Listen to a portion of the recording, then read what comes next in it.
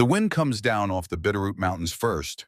It moves across 1,000 miles of frozen Montana grass past a small log cabin, breathing white smoke into a pewter sky and through the gap in a barn wall where the snow has drifted blue in the dark. Inside that barn, a woman in a travel-worn red dress lifts a heavy bridle off a hook. Her hands are shaking. Her boots are already on. She has decided to run tonight into mountains she cannot survive away from three men she does not understand. She does not yet know what they paid for her. She does not yet know that $2 silver on an auction table were never a price. Behind her, a floorboard creaks. A lantern turned down to almost nothing throws one long shadow across the hay. A low voice speaks from the doorway. Calm, patient, the voice of a man who has been standing there for some time. Going somewhere, it says. She turns. The whole town of Helena pressed into the auction hall to laugh at a girl in a red dress.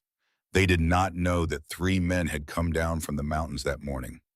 Not to buy her, to save her. Eleanor Whitmore stood on the wooden platform with her chin lifted just enough. 22 years old, Boston-born, the last bride of the day, the one nobody wanted. The hall smelled of cheap whiskey and sweat and tobacco. The October light slanted through the dirty windows in long yellow shafts. Dust floated in those shafts like tiny dying stars. Somewhere outside, a horse whinnied. Somewhere inside, a man coughed wet and deep. 5 other women had been sold already. The blonde with the musical laugh had gone to a banker for $300. The German woman with strong red knuckles had gone to the blacksmith.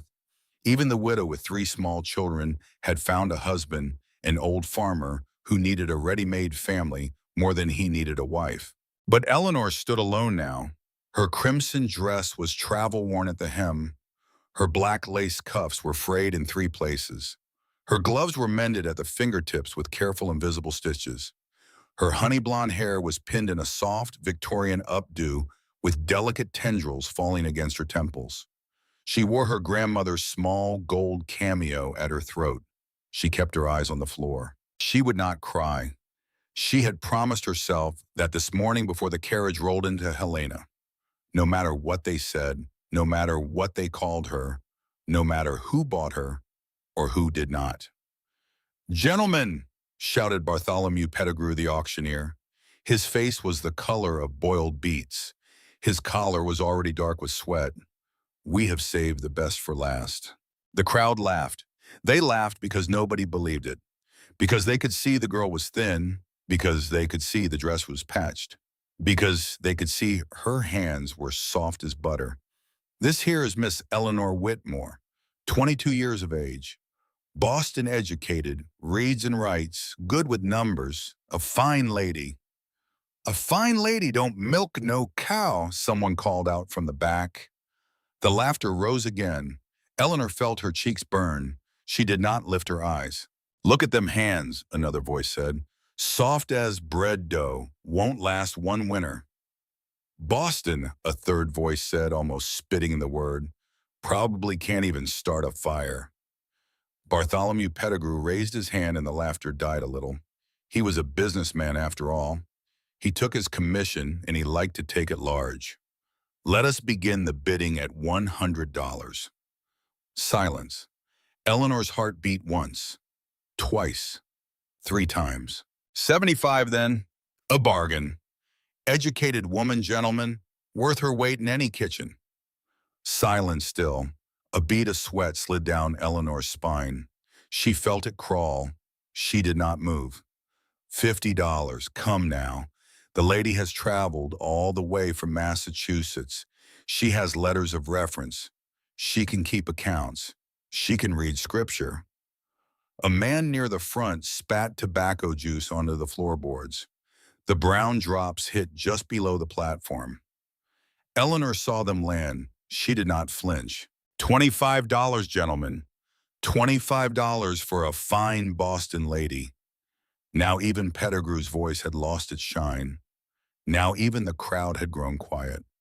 Because this was no longer fun. Because this was something else. Because they all knew what happened to unclaimed brides in towns like Helena. There were establishments at the south edge of the railhead. There were doors that opened easy and closed forever. Eleanor knew it too. She had known it the moment the fifth bride was sold.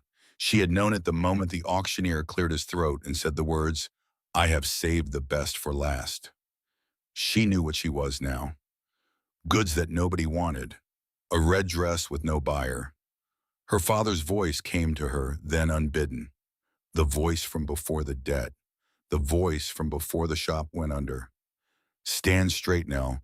Stand straight even when the floor opens under you. She stood straight. And then the doors opened. The hall doors opened with a long, slow creak that cut the silence in half. Three men stepped inside. Three giants, the crowd would say later. Three shadows the size of barns. The October sun was behind them, so the men were only outlines for a long moment. Outlines wide as oaks.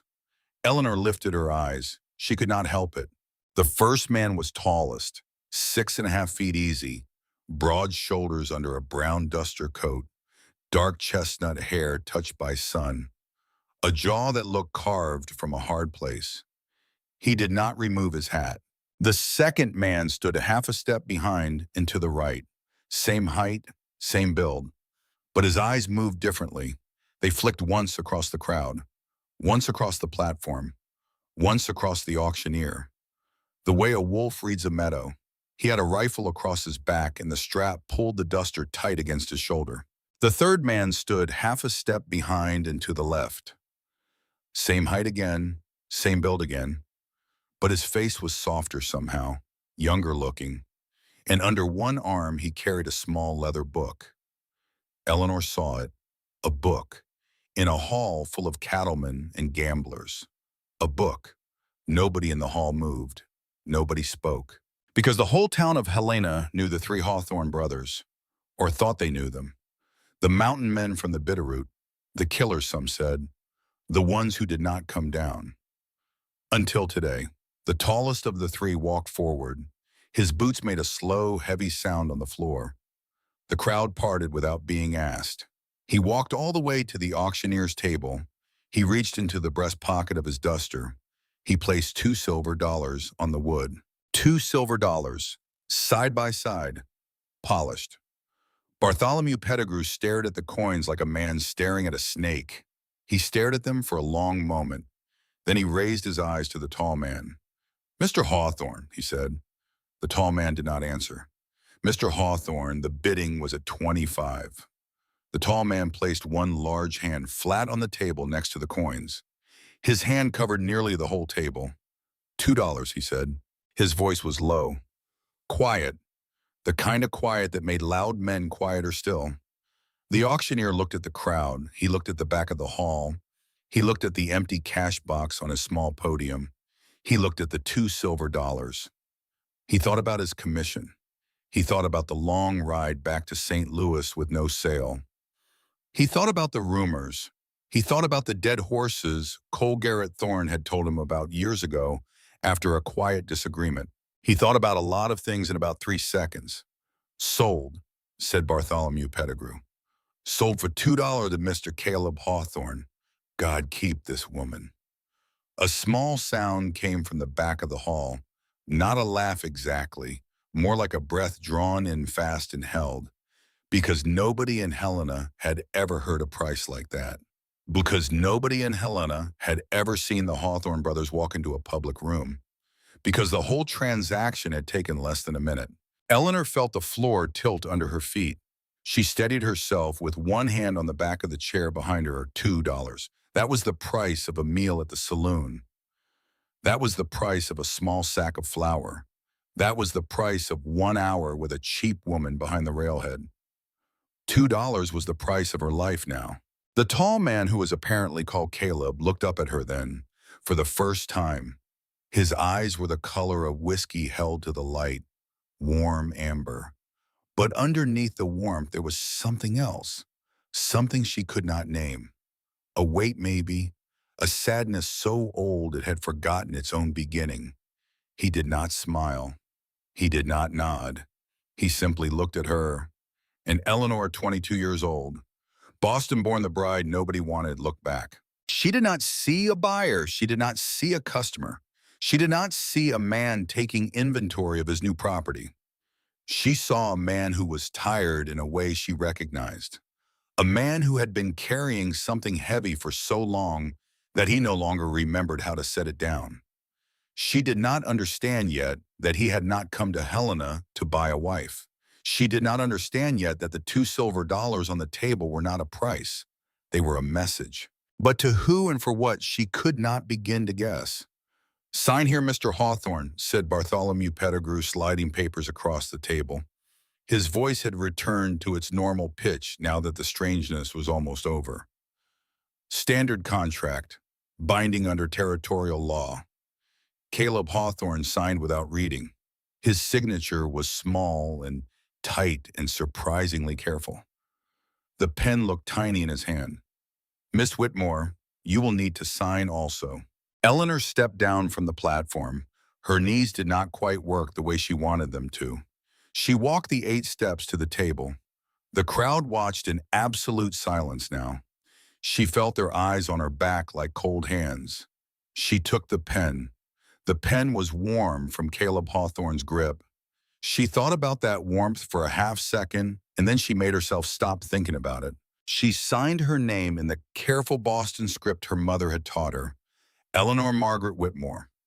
The letters were a little crooked. Her hand was shaking a little. She had not eaten since yesterday morning. She set the pen down. Caleb Hawthorne picked up the $2 silver. He pressed them into Bartholomew Pettigrew's palm. The auctioneer closed his fingers fast like he was afraid the money might fly away.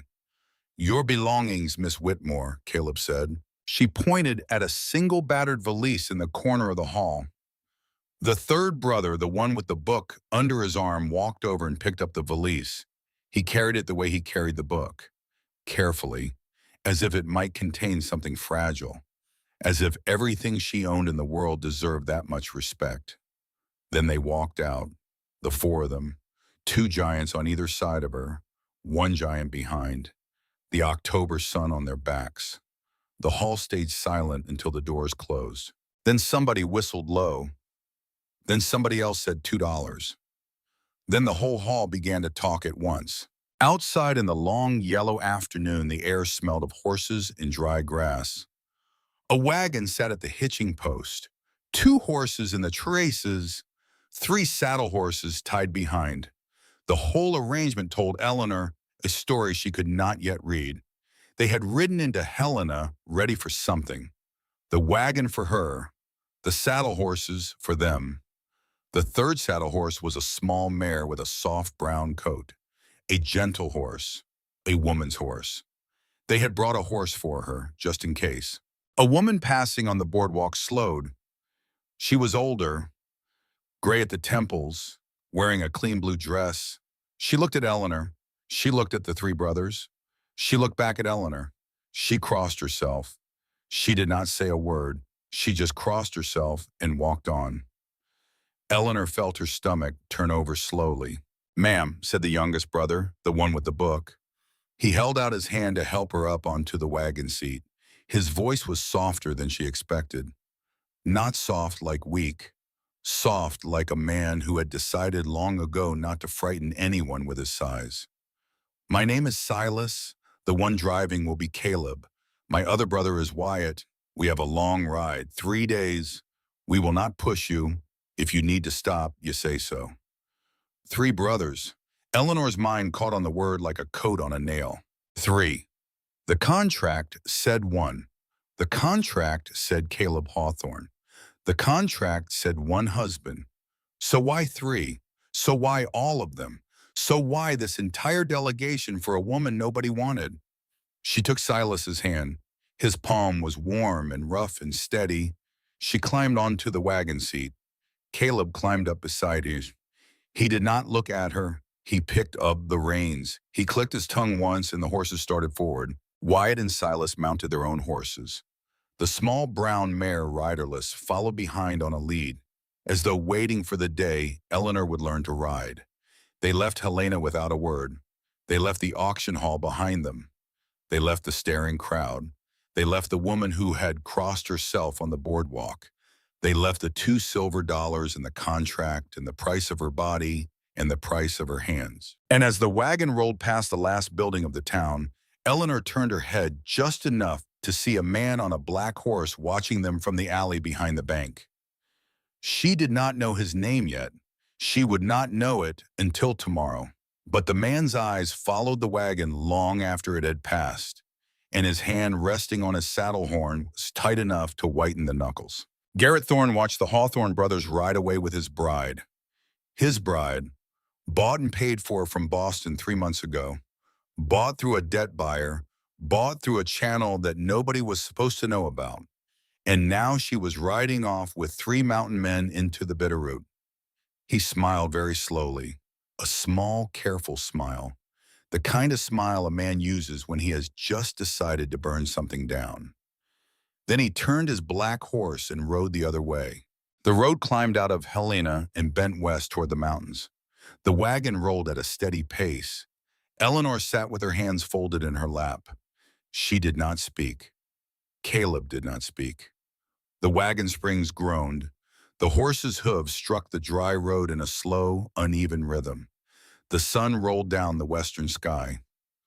After 2 hours, Eleanor finally allowed herself to look at the man beside her. His profile was hard, a straight nose with one small bump that suggested an old break, a jaw shadowed by 3 days of stubble, a faint scar running from the corner of his left eye to his temple.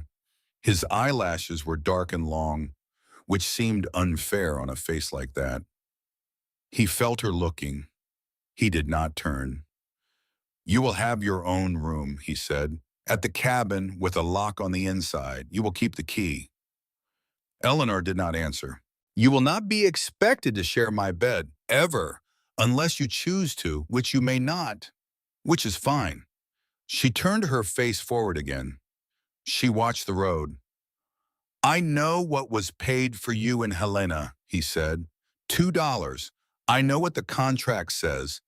The contract is for the territory. The contract is to keep you safe. The contract is not for me." Eleanor swallowed. Her throat was dry from the dust. "Then who is the contract for Mr. Hawthorne?" He did not answer that one. He just clicked his tongue at the horses and the wagon rolled on. The first night they camped beside a creek that ran clear and shallow over white stones. The grass was already starting to brown. The air smelled of pine and cold water and the coming end of autumn. Wyatt built a fire without speaking. He arranged the wood the way a man arranges chess pieces. Every stick had a place. He struck the flint. The fire caught fast. He set a small iron pot on a rock at the edge of the flames. Silas unsaddled the horses. He moved with quiet competence. He rubbed each horse down. He hobbled them on the grass. When he came to the small brown mare, he murmured something low, and the mare pressed her nose against his shoulder. Like she knew him, like he had brought her up from a foal.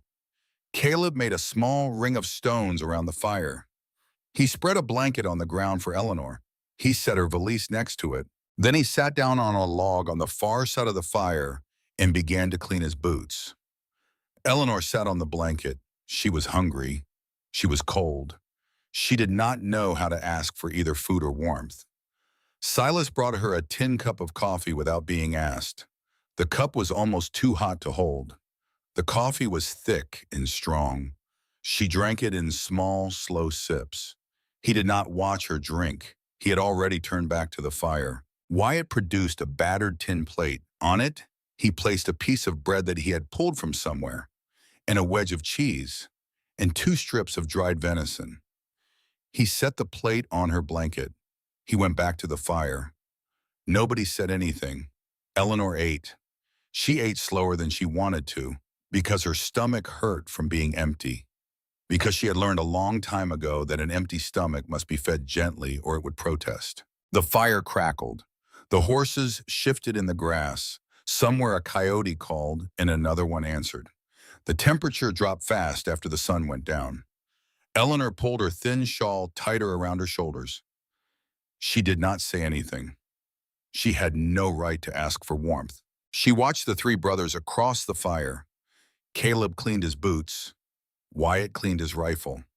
Silas read his book. Not one of them looked at her directly.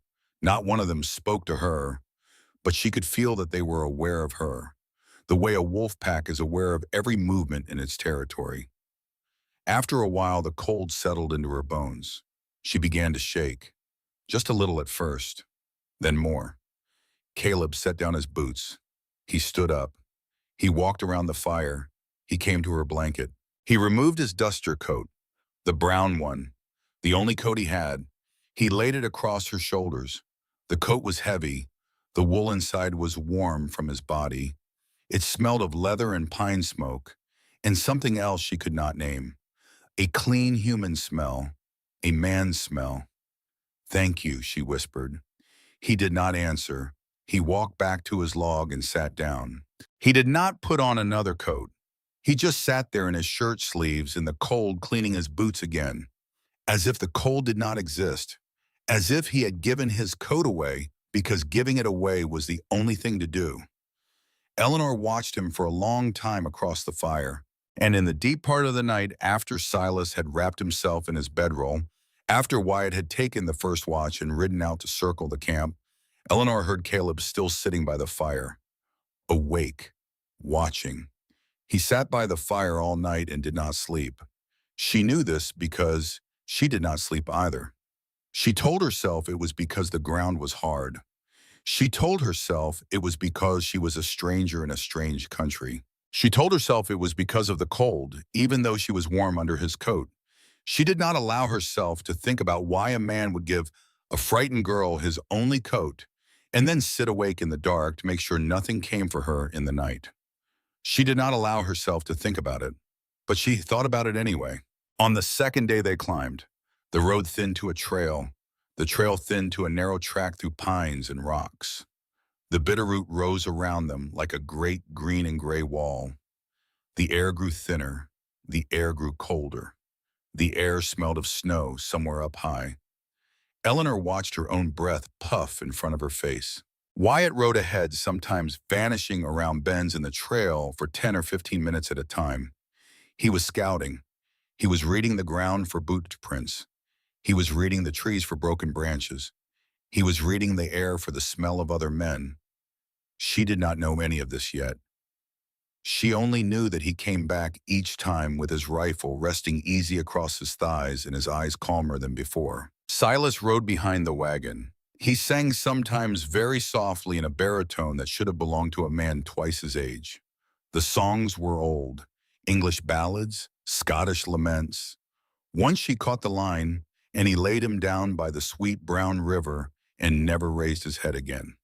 The melody was sad and slow, and she felt it in her chest before she understood the words. Caleb said almost nothing the whole second day. He drove the wagon. He watched the trail. Once he stopped the horses and pointed silently up at the ridge above them. A mountain lion sat there motionless, watching the wagon pass. Eleanor stared at the lion. The lion stared back. The lion was not afraid. Neither, somehow, was she. After a moment, Caleb clicked his tongue and the wagon rolled on, and the lion did not move at all. That night, they camped beside a smaller creek. The cold was harder. Caleb gave her his coat again. Wyatt brought her food again. Silas brought her coffee again. And in the deep middle of the second night, she heard them. She had needed the bushes. That is what her mother used to say back in Boston. "I need the bushes, dear," the polite phrase. She slipped out of her blanket's careful quiet and walked a short way from camp. The moon was a thin sliver. The stars were sharp. On the way back, she stopped behind a thick pine because she heard their voices. Wyatt was saying something low. "She cannot survive winter up there. Look at her. She is half starved already. You saw her hands." "That is my decision," said Caleb. "It is our decision," said Silas. Not loud, just a quiet correction. We all signed on. We all agreed. "She is going to break," said Wyatt. "Boston girls do not survive the bitterroot. They do not survive what we are bringing her into." "She will hear you," said Silas. "She is asleep. I checked." Silas's voice dropped lower. Eleanor pressed her hand against the pine bark to steady herself. She does not know yet, Silas said. She does not know about Clementine. She does not know why we came down for her. She does not know what Thorne paid for her in Boston. And she will not, said Caleb. His voice was steel. Not yet, not until she is settled, not until we know if she will run. She has a right to know. She has a right to live, and she lives longer if she does not know. A long silence. Then Wyatt very quietly.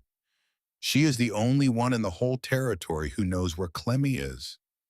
The only one. Then we keep her safe, said Caleb. Whatever it keeps. Even from herself. Even from herself. Eleanor stood behind the pine with her heart beating in her teeth. She did not breathe. She could not breathe. Who was Clementine? What did Thorne pay? Why did the only one in the territory who knew anything mean her? She did not know any of these answers, but she knew with a certainty that arrived like a slap that her marriage was not a marriage at all. Her marriage was a transaction. Her marriage was a plan. She had been bought for $2 in front of the whole town of Helena, but the price had been paid weeks before that, somewhere far away by hands she could not yet see. She walked back to her blankets very slowly. She did not let them see her shaking. She did not sleep again that night. She watched the stars wheel above the pines, and she thought about the small brown mare following the wagon on a liade rope. And she thought about the 4 men who had ridden into Helena that morning, 3 of them on horseback, and one of them invisible in an alley behind the bank.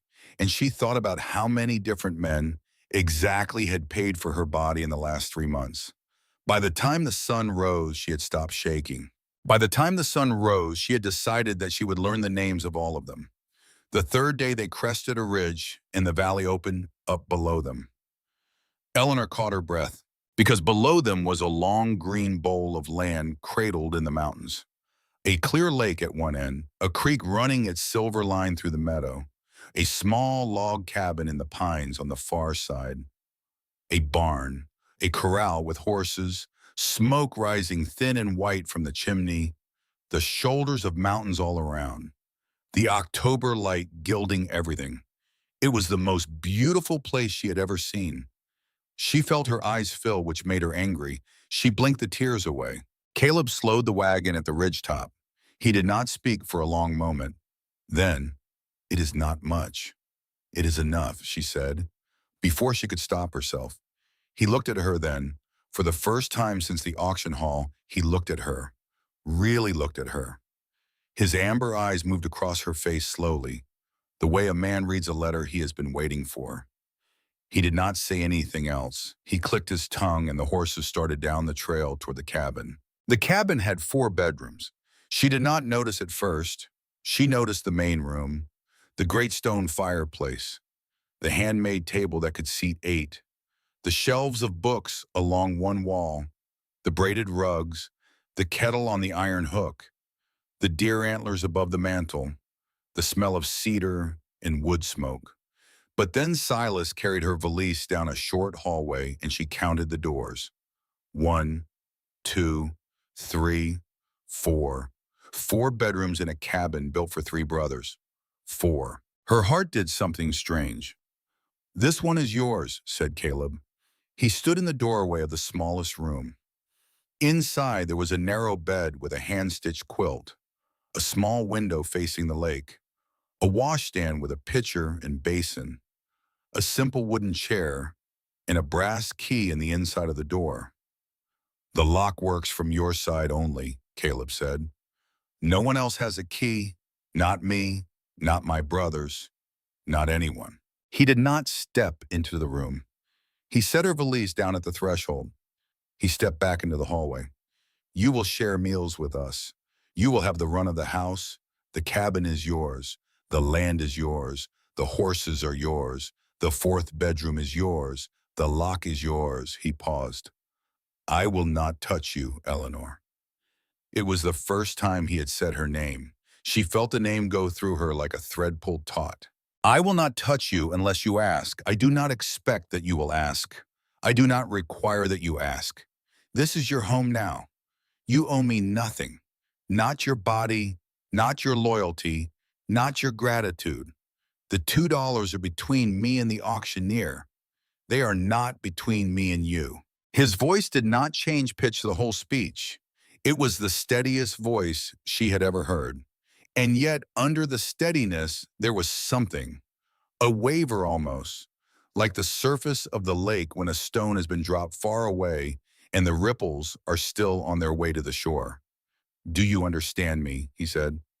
"Yes," she said. Her voice was small. "Say it back. I need to know you heard." So she said it back. She said all of it. She said the part about the lock. She said the part about no one having a key. She said the part about her body. She said the part about owing nothing. She said it all in a quiet, careful voice that did not quite belong to her. He listened to every word. When she finished, he nodded once. "Welcome home," he said, and he walked away.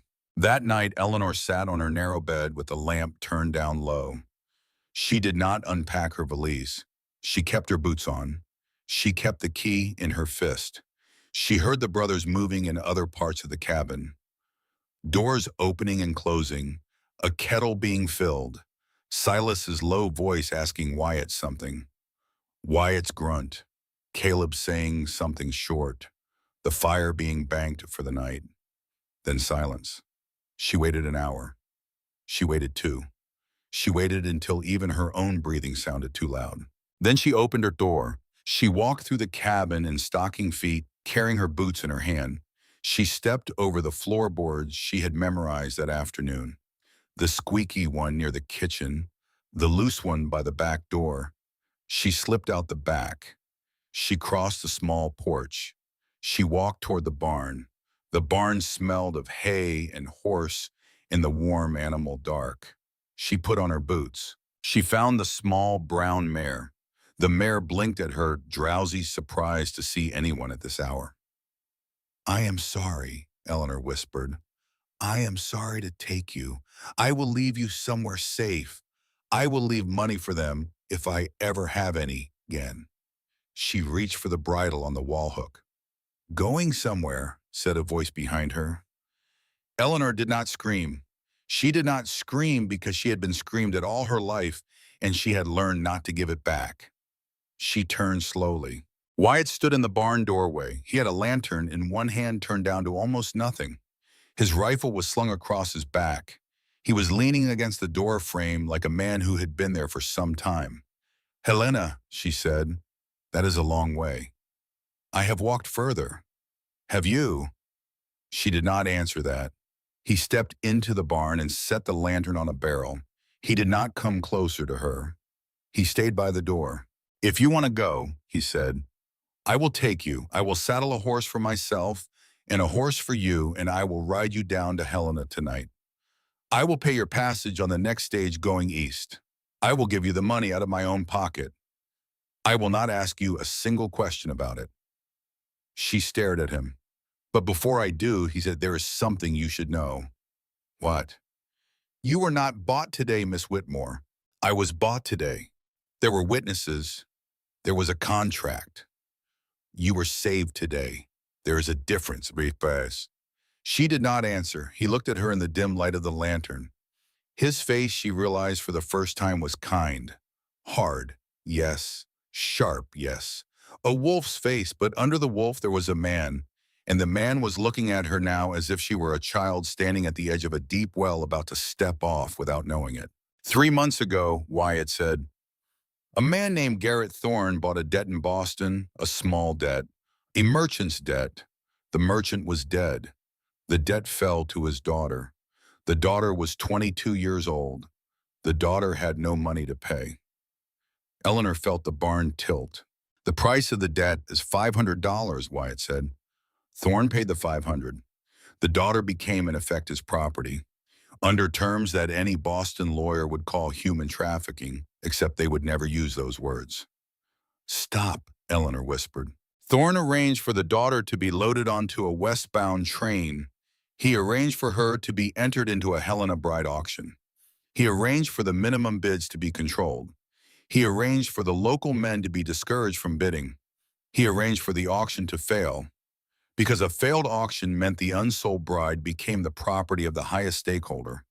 The highest stakeholder was him. The plan was that you would walk out of that hall on his arm, not ours.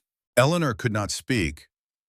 My brothers and Wyatt said, have been hunting that man since a drunk trapper talked too much in a Helena saloon. We have been waiting for him to put a foot wrong. We have been waiting to be ready. And 4 weeks ago in Boston, he put a foot wrong. He bought a debt, and our cousin, who works in the bank, wrote us a letter. He paused. You are not our wife. You are not our property. You are the foot he put wrong.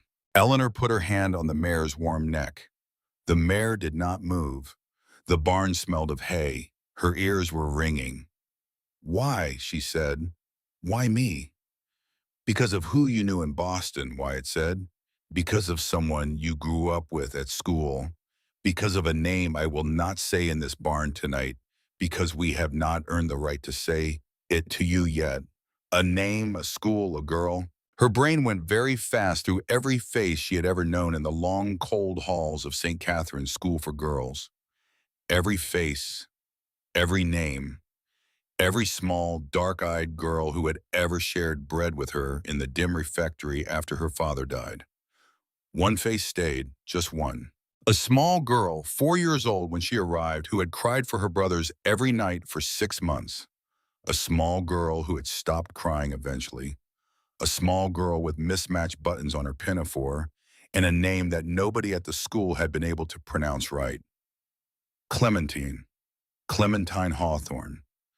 Eleanor heard the name in her own head. She did not say it out loud. Wyatt watched her face. He saw whatever crossed it. He nodded slowly once. Then you know. I do not know, she whispered. Not yet. Not all of it. No, not all of it. He stepped back from the barrel. He picked up the lantern. Saddle is on the third hook. Stage leaves Helena at 6 in the morning. You can make it if we ride hard, or you can come back to the cabin. Either choice is yours. Neither choice is wrong. He walked out of the barn without another word. Eleanor stood alone with the small brown mare for a very long time. She thought about Boston. She thought about her father. She thought about the long, cold halls of St. Catherine's. She thought about a small girl crying into a thin pillow, calling for someone in a strange accent the other girls had laughed at. She thought about the way that small girl had stopped crying eventually. She thought about how that had been almost worse. She put the bridle back on the hook. She walked out of the barn. She walked back across the yard past the lantern light from the kitchen window, where Wyatt sat with his back to her drinking coffee at the table. He did not look up when she passed. She walked back into the cabin. She walked down the hallway. She closed her bedroom door behind her. She did not lock it. Morning came gray and slow. Eleanor washed her face in the cold water of the basin. She braided her hair simply. She put on her cleanest dress. She walked out into the main room. The brothers were already at the table. 3 coffee cups, 3 plates of biscuits and gravy. A 4th place set for her at the head of the table with a small bowl of stewed apples beside it. Apples. Someone had put apples there because Boston City girls might like apples. Someone had thought about her. She sat down. She ate. After breakfast, while Wyatt rode out and Silas split firewood in the yard, Eleanor walked through the cabin, slowly, looking at everything. She found the small office at the end of the hall. Caleb was inside. He was leaning over a battered notebook, frowning at a column of numbers. He looked up when she came in. He started to stand. No, she said. Stay. I want to see the books. He blinked at her. What books? The ranch books, the ledger, whatever you keep your accounts in. I want to see it. Why? Because I am very good with numbers, Mr. Hawthorne, and because I have a feeling you are not. A long silence.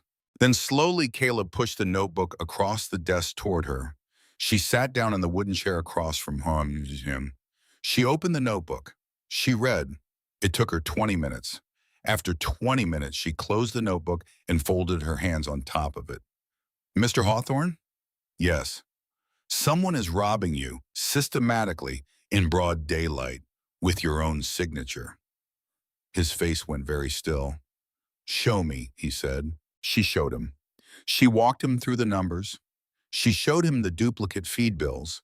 She showed him the discrepancy in the cattle count. She showed him the interest rate on the bank loan, which had been quietly raised twice without his knowledge. She showed him the supply costs that had doubled in 18 months, even though prices in Helena had not moved. She showed him the cattle prices he was being offered, which were 30% below the going rate. She showed him a small notation in the margin that said CGT approved. She asked him who CGT was. He stared at the notation for a long moment. Garrett Thorne's middle name is Cole, he said finally. Cole Garrett Thorne. He sits on the board of the Helena Mercantile Bank. He owns the only cattle scale within 100 miles. He owns the freight company that brings my supplies up the pass. Eleanor was quiet. Then she said, "Why have you not hired an accountant?" Caleb laughed. It was the first time she had heard him laugh. It was not a happy sound. It was the laugh of a man who had been backed into a corner so long ago that he had built furniture in it.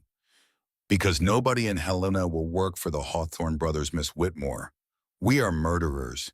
Did they not tell you? We are the men they crossed themselves at. Are you? Am I what? A murderer. A long pause.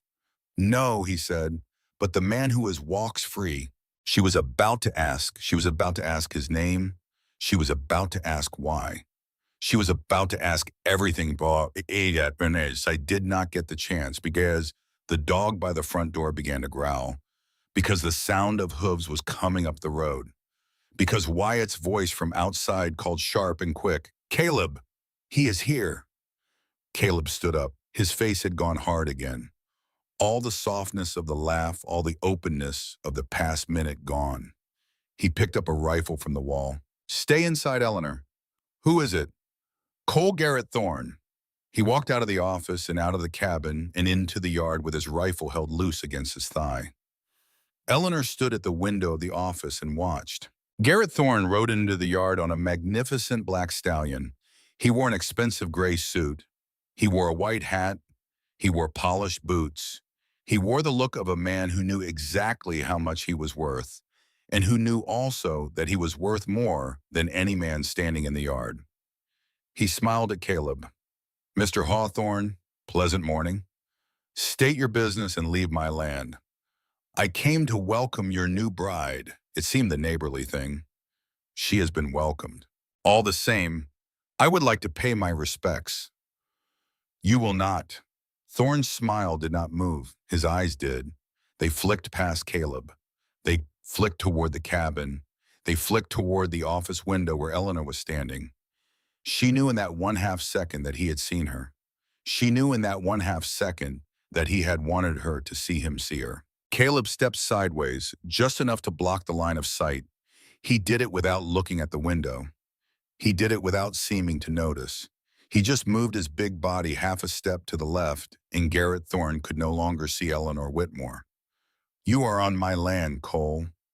I am on land I have offered to buy 4 times, and I have refused 4 times. Pride is expensive in winter. So is greed." Thorne laughed softly. He looked Caleb up and down. He turned his horse halfway. He paused. Then he leaned down from the saddle. He spoke just loud enough for the wind to carry. Eleanor could hear him through the cracked window. "I will leave you to your bride, Mr. Hawthorne, but she is a clever woman, a Boston woman. So I will give her a small mystery to chew on while she sits at your table. Tell her to ask you about the fire in the winter of '68. Tell her to ask you about the little girl who did not come out. Tell her to ask you why a Hawthorne brother would marry a Boston bride for $2 when he has not spoken a kind word to a woman in a very long time. Tell her when she has heard your answer to come and ask me for mine. I will be in Helena. I will be waiting." He sat back up in the saddle. He tipped his white hat toward the cabin window. where Eleanor was no longer standing because Caleb's body still blocked the view. But she heard every word. She heard every word, and she felt her hand tighten on the windowsill until her knuckles went white. The little girl who did not come out. The fire of 68. Clementine. Garrett Thorne rode away. The dust of his black stallion's hooves hung in the October air for a long time after he was gone. And inside the cabin, behind a window made of cheap territory glass, a Boston girl with shaking hands stood very still and made a decision she did not yet know she was making. She would not be running back to Helena tonight. She would not be running anywhere. She had a small girl to bring home. The first snow came 2 days after Garrett Thorne rode away. It came soft and slow and quiet. It powdered the pines. It hushed the meadow. It made the world feel smaller and stranger and closer than before. Eleanor stood at the window of her small room and watched it fall. She had not slept much. She had not eaten breakfast. She had not yet decided whether she could ask the question that was burning a hole through the center of her chest. The little girl who did not come out. The fire in the winter of 68. She did not ask. Not that day. Not the next. Not the next. Instead, she watched. She had been raised by a merchant, a man who counted everything. Buttons, coins, loaves of bread on the back shelf of the bakery. He had told her once, sitting at his big desk in the back of the shop in Boston, that the only honest way to learn the truth about a man was to watch what he chose to keep close. Watch his pockets. Nell, watch his hands. Watch what he picks up when he thinks no one is looking. That tells you who he loves. So Eleanor watched. She watched Caleb in the morning when he poured his first coffee. He always kept one hand in his vest pocket. Always, even while pouring with the other hand, even while balancing the heavy iron pot. His right hand stayed in his pocket like he was warming something. Like he was holding something. Like he could not put it down. She watched Wyatt in the afternoon when he came in from the cold. He hung his rifle on the hook by the door. He hung his hat. He hung his duster. But before he hung the duster, he reached into the breast pocket. He took out something small. He moved it to his shirt pocket. Always, always the shirt pocket, always next to his chest. She watched Silas in the evening when he sat with his book by the fire. He always opened to the same page first. Always. A folded paper would slip out. He would catch it. He would press it flat with his palm. He would slide it back between the pages. He would never read it, but he always touched it. 3 brothers, 3 small things they could not put down. Eleanor pretended not to notice. She also walked. She walked the property in the mornings when the snow was light enough not to soak through her boots. She walked past the corral. She walked past the barn. She walked past the great cottonwood at the edge of the south meadow. It was on the 3rd morning that she found the grave. It was just past the cottonwood in a small clearing the wind had kept partly bare. A simple ring of stones around a single mound. No marker, no name, just stones. She knelt beside it. She did not pray. She did not weep. She put one gloved hand flat on the cold ground, and she knew. She did not know who. She did not know how. She did not know yet, but she knew that this small ring of stones in this small mountain clearing was the reason the 3 brothers had not spoken a kind word to a woman since the fire. She got up. She brushed the snow from her skirt. She walked back to the cabin without looking back. She did not mention the grave. She did not need to. That afternoon, Silas asked if she would let him teach her to shoot. He held a small revolver in his open palm. It was a lady's gun, a pearl-handled thing that looked like jewelry. Eleanor had never held a gun in her life. My mother carried it, Silas said quietly, out here when she came west. She said a woman who could shoot was a woman who could choose. Eleanor took the revolver. It was heavier than she expected. Hold it like this, with both hands. Yes, now look down the barrel, not at the gun, past it, pick the spot. Yes. He set up 6 tin cans on a stump in the yard. He stood behind her. He did not touch her. He stayed a respectful arm's length back. He talked her through it. She missed all six. Try again, he said. She missed all six. Try again. She missed five and clipped one. The clipped one fell off the stump. She nearly dropped the gun in her surprise. Silas laughed. It was a soft sound, a boy's laugh inside a man's chest. You see, that is the only secret. You keep trying. The cans do not move. The hand does. The hand learns. She fired again, and again, and again. By the 10th round, she had hit 3. By the 20th, she had hit 5 out of 6. Good, Silas said. It was the simplest word, but she felt it. She felt it because nobody had said the word good to her in many months, maybe longer. She handed the revolver back. Keep it, Silas said. In your room, on the table by the bed, loaded, cocked, within reach. Always. She looked at him. He was not smiling now. You are afraid for me, she said. I am cautious, he said, but his eyes said afraid.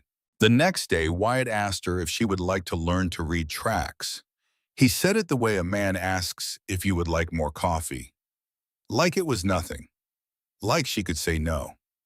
He led her up the meadow trail with his rifle slung loose and the snow crunching under her borrowed boots. He stopped beside a thin line of small marks in the snow. Fox, he pointed at a longer, wider set. Deer. He pointed at a strange drag track. Porcupine. He pointed at a single boot print, half melted near the edge of the tree line. He stopped. He went very still. That one, he said, is not ours. Whose? Do not know yet, but not ours, not friendly. 2 days old, came down from the ridge, did not come back up. He looked at her. You stay close to the cabin until further notice. She nodded. Then surprisingly, he reached down and broke off a small, dried purple wildflower, poking through the snow, a pasque flower. He held it out to her. For your room, mountain people say they keep the dark out. She took the flower. Her gloved fingers brushed his bare ones. He did not move. Neither did she. 2 heartbeats, maybe 3. Then he turned and walked back toward the cabin, and she followed him with a small purple flower held carefully against her chest. That night, when she went to her room, the broken hinge on her valise had been mended. She had not asked anyone to mend it. She had not mentioned it. She had not even looked at it since she arrived. The hinge had snapped sometime on the journey from Boston. She had been ashamed of it. She had hidden it from view. But there it was, mended, with small, careful brass tacks, hammered straight, cleaned, oiled. She knew which brother had done it. She did not ask him.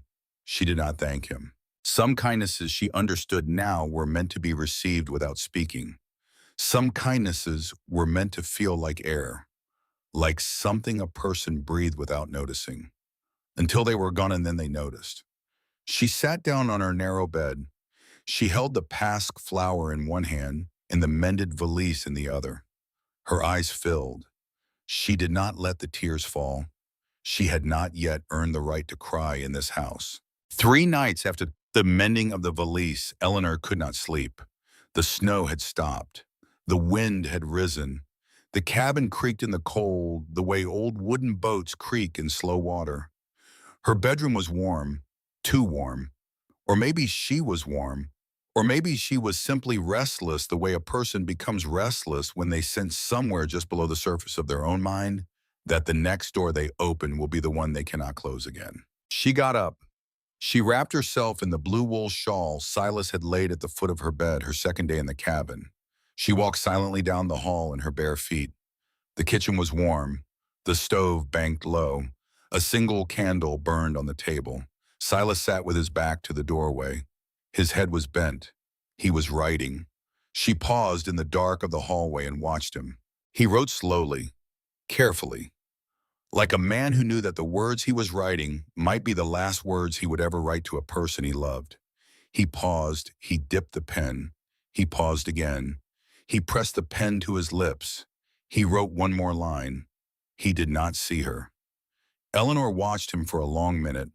Then he set the pen down. He folded the paper. He picked up an envelope. He addressed it. He set the envelope on the table. He rubbed his face with both hands. He let out a long breath. Then he stood up and walked out the back door of a tin cabin into the cold to relieve himself the way men do at night when they cannot sleep. The envelope was on the table. Eleanor crossed the kitchen floor. She picked up the envelope. She turned it toward the candle.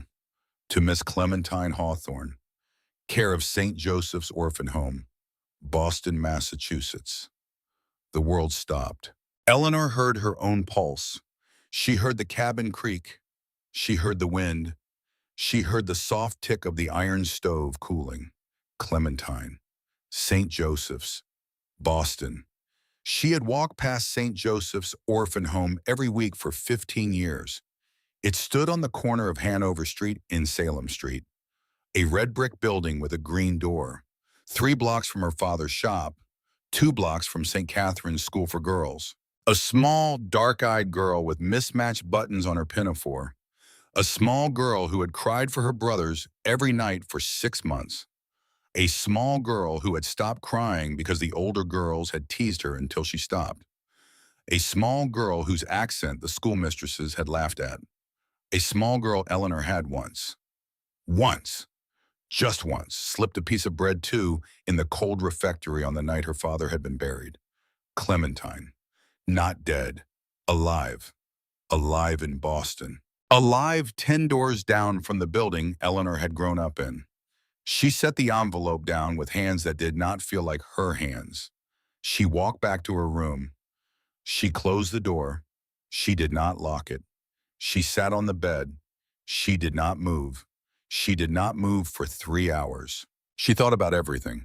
She thought about the 4 bedrooms. She thought about the $2. She thought about Wyatt in the barn saying you were not bought today, you were saved today, and how she had heard saved and not understood. She thought about the small thing in Caleb's pocket. She thought about the small thing in Wyatt's shirt pocket. She thought about the folded paper in Silas's book. She thought about the grave in the clearing past the cottonwood. 3 brothers, 3 small mementos, 3 ways of carrying the same name. She had been brought here for a reason. The reason was not Eleanor Whitmore. The reason was a child she had given a piece of bread to 4 years ago. A child she could find in Boston in 20 minutes if she walked fast. The reason had a name.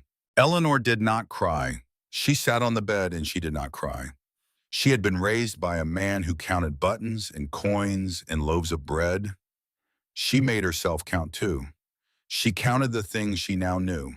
She counted the things she did not yet know. She counted the men who had paid money for her in the last 6 months. The number was 3. Her father, before he died, owed money to a man who turned out to be Garrett Thorne. Garrett Thorne paid $500 for her debt and for her travel to Helena.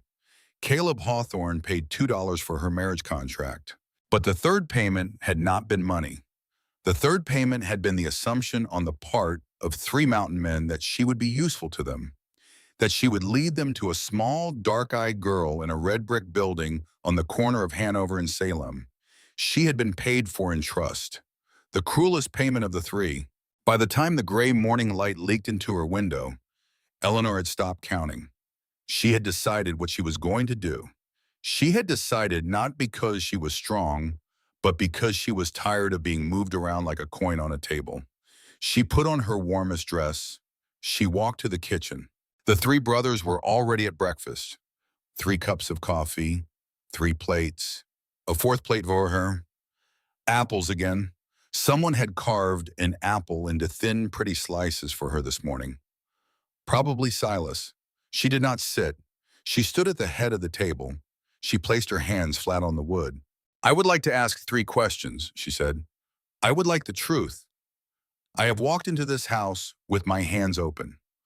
I will walk out of it with my hands open if I have to, but I will not stand at this table one more morning without the truth. The brothers stopped eating, all 3 at once, like men who had practiced stopping at the same moment for many years. Question 1, who is Clementine? Silas's face went pale. Question 2, Where is she? Wyatt's jaw set. Question 3, why did you bring me here? Caleb did not flinch. He did not look away. He set down his fork. He folded his big hands on the table. He looked her in the eye and he answered every question. In order, without flinching, without softening. Clementine is our sister. She is 9 years old. She is alive. She is being held in Boston by the man who took her from us in the winter of '68. We brought you here because you grew up next to her, because you went to school where she was sent, because you are the only person in the entire Montana territory who could walk into that building and call her name and have her come running out without being afraid.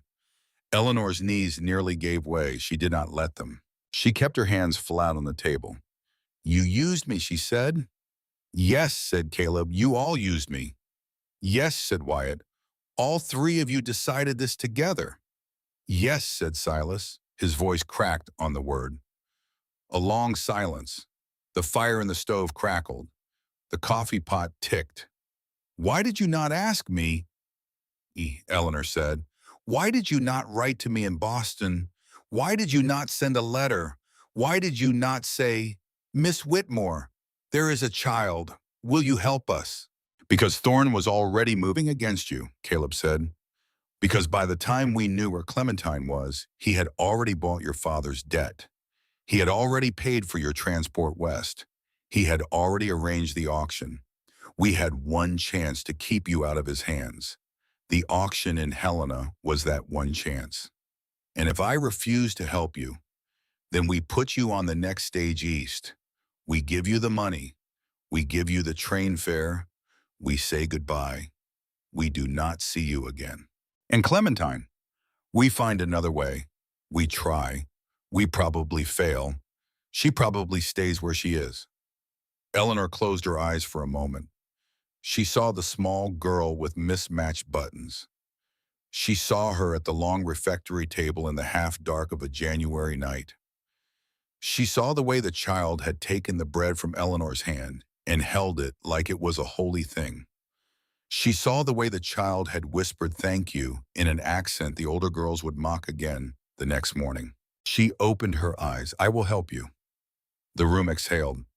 I will help you not because of the $2, Eleanor said. Not because of the contract, not because of any debt. I will help you because I gave that girl a piece of bread once and I should have given her more. I will help you because I will not let a child cry for her brothers when her brothers are waiting in a mountain valley with a small ring of stones and 3 different ways of carrying her name in their pockets. Silas began to weep silently. Wyatt put one hand over his eyes. Caleb did not move. He looked at her across the table for a long time, and then he stood up slowly and he reached into his vest. He took out a small folded leather wallet. He opened it. He took out a thick stack of bills. He took out a printed train ticket. He set them both on the table in front of Eleanor. This is yours, he said. This was always yours, whatever you decide, whenever you decide. If you help us bring her home, and then you want to go back to Boston, take it. If you decide tonight you cannot do this, take it. If in 6 months you wake up and you cannot stand the sight of this cabin, take it. There will never come a day when this money is not yours. Eleanor looked at the money. She looked at the ticket. She did not pick them up. Put it back in your pocket, Mr. Hawthorne, she said. It is yours. I know. Put it back. It is yours to keep for me until I ask for it, which I will tell you when I do. He looked at her. Then slowly he folded the bills back into the wallet. He folded the ticket inside. He put the wallet back into his vest pocket, the same pocket his hand kept finding all morning. He sat down. Now, Eleanor said, now you will tell me everything. From the fire of '68 to this morning, without leaving one thing out, because I cannot help a child whose story I do not know. So they told her. They told her about the winters of '68, about the small mountain cabin half a day's ride higher up the slope from the one she sat in now, about the snow that had come early that year, about the kerosene lamp Wyatt swore he had checked twice before the brothers rode down to Helena for supplies, about the fire that started anyway, about the way the cabin had been ashed by the time they rode back up the next afternoon, about the small, dark blackened bones their father had insisted weeping were clementines, about the small grave under the cottonwood dug in frozen ground by three brothers and one ruined father. Then they told her the rest. They told her about the day 3 years later when an old trapper drunk in a Helena saloon had let slip that he had seen a man riding south from the Hawthorne cabin the night before the fire. A man in a fine gray coat, a man on a black horse, a man with a small bundle held against his chest, a bundle that had not made a sound. They told her how Wyatt had spent the next 18 months tracking that man through 3 territories, across 2 state lines, until the man had a name. The name was Cole Garrett Thorne. They told her about the slow, patient months of building a case, about the cousin in Boston who worked at a small bank that handled certain Thorne accounts, about the way the cousin had quietly mapped every transaction, about the way the map kept leading back to one address, St. Joseph's Orphan Home, Hanover Street. They told her about the morning the cousin had sent a letter, about the morning the letter had reached the cabin, about the morning 3 brothers had sat at the same kitchen table and decided without a single argument that they were going to bring their sister home alive, even if it cost them everything they had. They told her how 3 weeks later the same cousin had sent a second letter about a Boston merchant who had died, about a daughter who was being moved, about a debt that had been bought by Cole Garrett Thorne, about a name, Eleanor Margaret Whitmore, about a Boston school address, St. Catherine's, about the small piece of information that had made 3 brothers' hearts stop. Because St. Catherine's was the school where their sister was kept, the school where their sister sat in the refectory with her mismatched buttons, the school where 4 years before a thin girl with honey blonde hair had given the child a piece of bread. Eleanor sat at the table while they told her this. She sat with her hands folded in her lap, and she did not interrupt once. When they finished, the fire in the stove had nearly died. She drew a long, slow breath. "All right," she said. "Then we make a plan." The plan took 3 weeks. They worked at the big kitchen table every night after supper.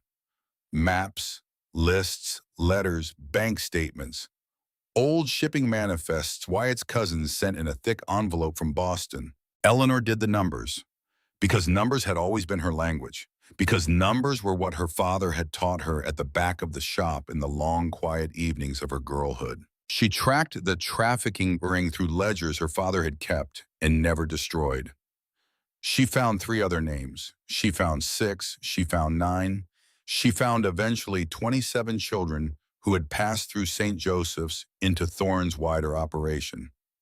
Some to mining camps in Idaho, some to factories in Lawrence, some to households that wanted unpaid labor and a child too small and too foreign to run.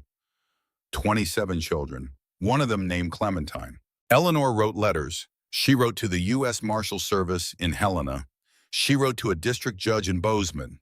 She wrote to a Methodist minister in Boston whose name her father had once trusted. She wrote to a Mr. Walter Pence of the Boston Children's Aid Society, who had been her father's tobacconist and who she suspected would do anything she asked of him, for the memory of a man who had paid him fairly for 30 years. She wrote and she wrote and she wrote. Caleb watched her some nights from the chair across the table while she wrote. He did not interrupt. He brought her coffee. He brought her bread. He kept the fire going. He sometimes sat with his own work, mending a halter, planing a board, sharpening a knife. But he stayed. One night very late when the others had gone to bed, she set down her pen. She rubbed her eyes. "Mr. Hawthorne." "Caleb." "Caleb." "Yes." "Why do you trust me?" He set down the knife. He looked at her across the table. "Because of the auction." "What about it?" "You did not cry. You did not beg. You did not make yourself smaller for those men.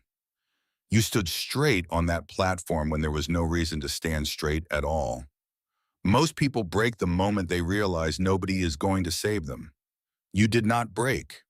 A woman who does not break in front of 100 drunk strangers does not break in front of 100 letters either. She looked down at the table. I almost broke. Almost is not broken. She did not answer for a long moment. Then, what was in your pocket? He blinked. This morning, always. Your hand is always in your pocket. What is it? He hesitated. Then he reached into the pocket. He took out a small object. He set it on the table between them. It was a tiny carved wooden horse, smaller than a thimble, the kind of toy a child whittles for a younger sibling on long winter evenings. The paint on the saddle had worn off long ago. The mane was rubbed smooth from being touched. I carved it for her the year she was born, Caleb said. She used to carry it everywhere. The last time I saw her, she dropped it on the porch as she ran inside. I picked it up. I meant to give it back to her at supper. I forgot. Then there was the fire. He did not look at the horse. He looked at Eleanor. I have kept it in my pocket every day since, because she will come home, because when she does, I will give it back. Eleanor reached out across the table, slowly, carefully. She placed her hand over his hand where it rested next to the tiny wooden horse. She did not lift it. She did not squeeze it. She did not say anything. She just placed her hand over his. Caleb did not move. He did not move for a long minute. Then very slowly he turned his hand over under hers. He let his palm meet her palm. He did not close his fingers. He did not hold her hand. He simply opened his hand and let hers rest there, as though giving her the choice, as though her hand was a small bird that might fly away, as though he could not believe even now that she had reached for him at all. She did not pull away. The fire popped softly in the stove. After a while, she lifted her hand. He picked up the tiny horse. He returned it to his pocket. He picked up the knife and went back to sharpening it. Neither of them said another word that night, but she walked back to her room with the strangest feeling in her chest, as if some small old hurt she had not even known was there had stopped aching for the first time in years. December came hard. The snow stacked itself against the cabin walls until the windows showed only white. The temperatures dropped low enough that the well froze twice and had to be broken open with iron. The brothers brought the cattle in close to the barn each night and locked them up tight. 47 head, their entire winter herd, their entire next year. Eleanor took over the kitchen because she could not bear to be useless. She learned to make biscuits the way Silas's mother had made them, with cold lard and a quick, light hand. She learned to make stew that lasted 3 days. She learned to render fat. She learned to mend a wool shirt so the patch did not show. She learned 1,000 small things she had never expected to learn in her life. She also learned the brothers. She learned that Wyatt sang to the horses when he thought he was alone. She learned that Silas had once wanted to be a teacher before the fire. She learned that Caleb did not eat the last piece of any meal because his mother had told him when he was 4 that the last piece belonged to whoever needed it most. She learned that all 3 brothers carried Clementine's name in their pockets in different ways. And she learned that all 3 of them had stopped expecting anything good to happen to them ever again. And she learned that this had been true until the morning she signed her name on a contract in Helena. Christmas Eve came. They did not make much of it. They did not have a tree, all on their home. They did not have ribbons. They did not have a goose. But Eleanor had baked a small cake with the last of the molasses and the dried apples Silas had hidden in the pantry. The brothers had each in secret made her something. Silas had bound her old worn copy of Tennyson with fresh leather covers and resewn the spine. Wyatt had carved her a small comb of mountain laurelwood with a single rose pressed into the handle. Caleb had built her a small writing desk the size of a lapboard with a slot for ink and a small drawer for paper. The drawer slid open and closed with a tiny click that sounded like a kiss. She unwrapped all 3 gifts at the kitchen table by candlelight. She could not speak. She cried instead. She cried because she had not been given a Christmas gift since her father had died. She cried because three rough mountain men who had not spoken a kind word to a woman in a long time had each spent secret hours of their winter making something small for a girl they did not yet know how to call wife or guest or friend. She cried for a long time. The brothers sat in silence and let her cry. It was the kindest silence she had ever been given. Then Caleb lifted his head suddenly. Sharp. Smoke! Wyatt was already on his feet. Not the stove, Wyatt said. No. Not the chimney. No. Silas pushed back his chair. The chair fell over. He did not pick it up.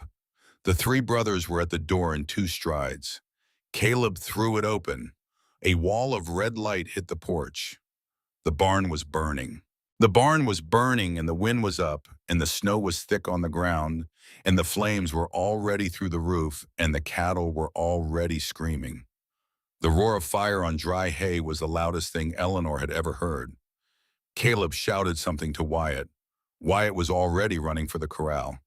Eleanor, Caleb said. He had her arm. Stay in the cabin, bolt the door. Do not open it for anyone. I am coming. You are not. I am coming. The cattle, Caleb, the hayloft. If I do not unbar the side gate, the ones in the rear stalls are trapped. He hesitated for half a second. Then he nodded once. They ran. The yard was a roaring orange furnace. The smoke was thick and black and full of sparks. A horse screamed somewhere inside the barn. Silas had grabbed wet sacks from the back porch and was running with them under his arm. Wyatt was already at the corral, throwing the gate wide, shouting at the panicked cattle to move, move, move. Eleanor ran to the side gate of the barn. She fumbled at the wooden bar. The bar was hot already. The metal of the latch burned through her glove. She did not feel it. She lifted the bar and slammed the gate open. 6 cattle exploded past her into the snow. Then 4 more. Then 2 more. The roof beam above her cracked. A piece of burning timber dropped 6 feet from where she stood. She did not move. She was counting. She was counting the cattle as they came out. 6, 10, 12, 15. A hand closed on her arm. Caleb's. Out, he said. There are more. Out. There are more. I count 15 out of 47. There are more. There are not. The rest are gone. The smoke. They are gone, Eleanor. Out now. He pulled. She did not move. He pulled harder. The roof beam cracked again. He spun her around and shoved her hard toward the cabin. Run, he said. Now, she ran. She ran 10 paces and turned. He was right behind her. He was holding his left shoulder. The sleeve of his shirt was dark and wet. He had been hit by something. Falling timber, a burning rafter, something. He did not slow. He pushed her in front of him until they reached the porch. He put one big bloody hand against the small of her back and he steered her into the cabin and he closed the door behind them with his shoulder because his arm would not work. The cabin was quiet. The fire roared on outside the windows. The barn roof collapsed with a sound like the world ending. Caleb leaned against the door. He slid down it, slowly, until he was sitting on the floor. The shoulder of his shirt was soaked. Eleanor knelt beside him. Her hands were shaking. She had never in her life seen this much blood on a person who was still breathing. Lamp, he said. Kitchen. The brown leather kit on the shelf above the stove. Bring it. She brought it. She brought scissors. She brought a clean cloth.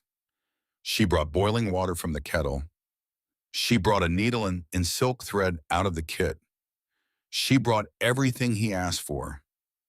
She cut his shirt away from the wound, a long, deep gash from the top of his shoulder down toward the collarbone.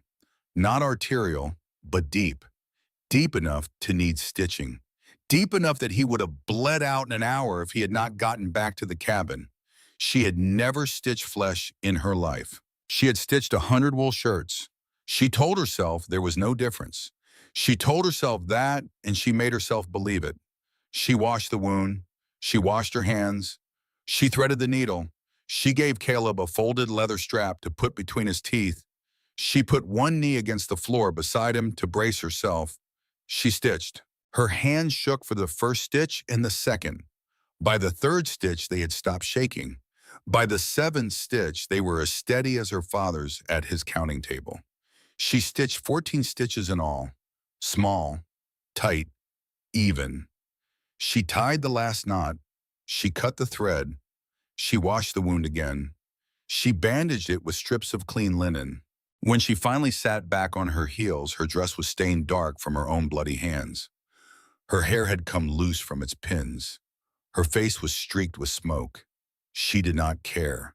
Caleb's eyes were closed. He was breathing slowly. The leather strap had fallen out of his mouth onto his chest. He opened his eyes. He reached up with his good hand. He took her hand in his. His grip was weaker than it should have been. Eleanor, yes. If I do not see the spring, you will.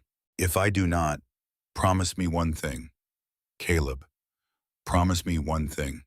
She bit the inside of her cheek. She could not breathe. Yes. Do not let her grow up without knowing she had brothers.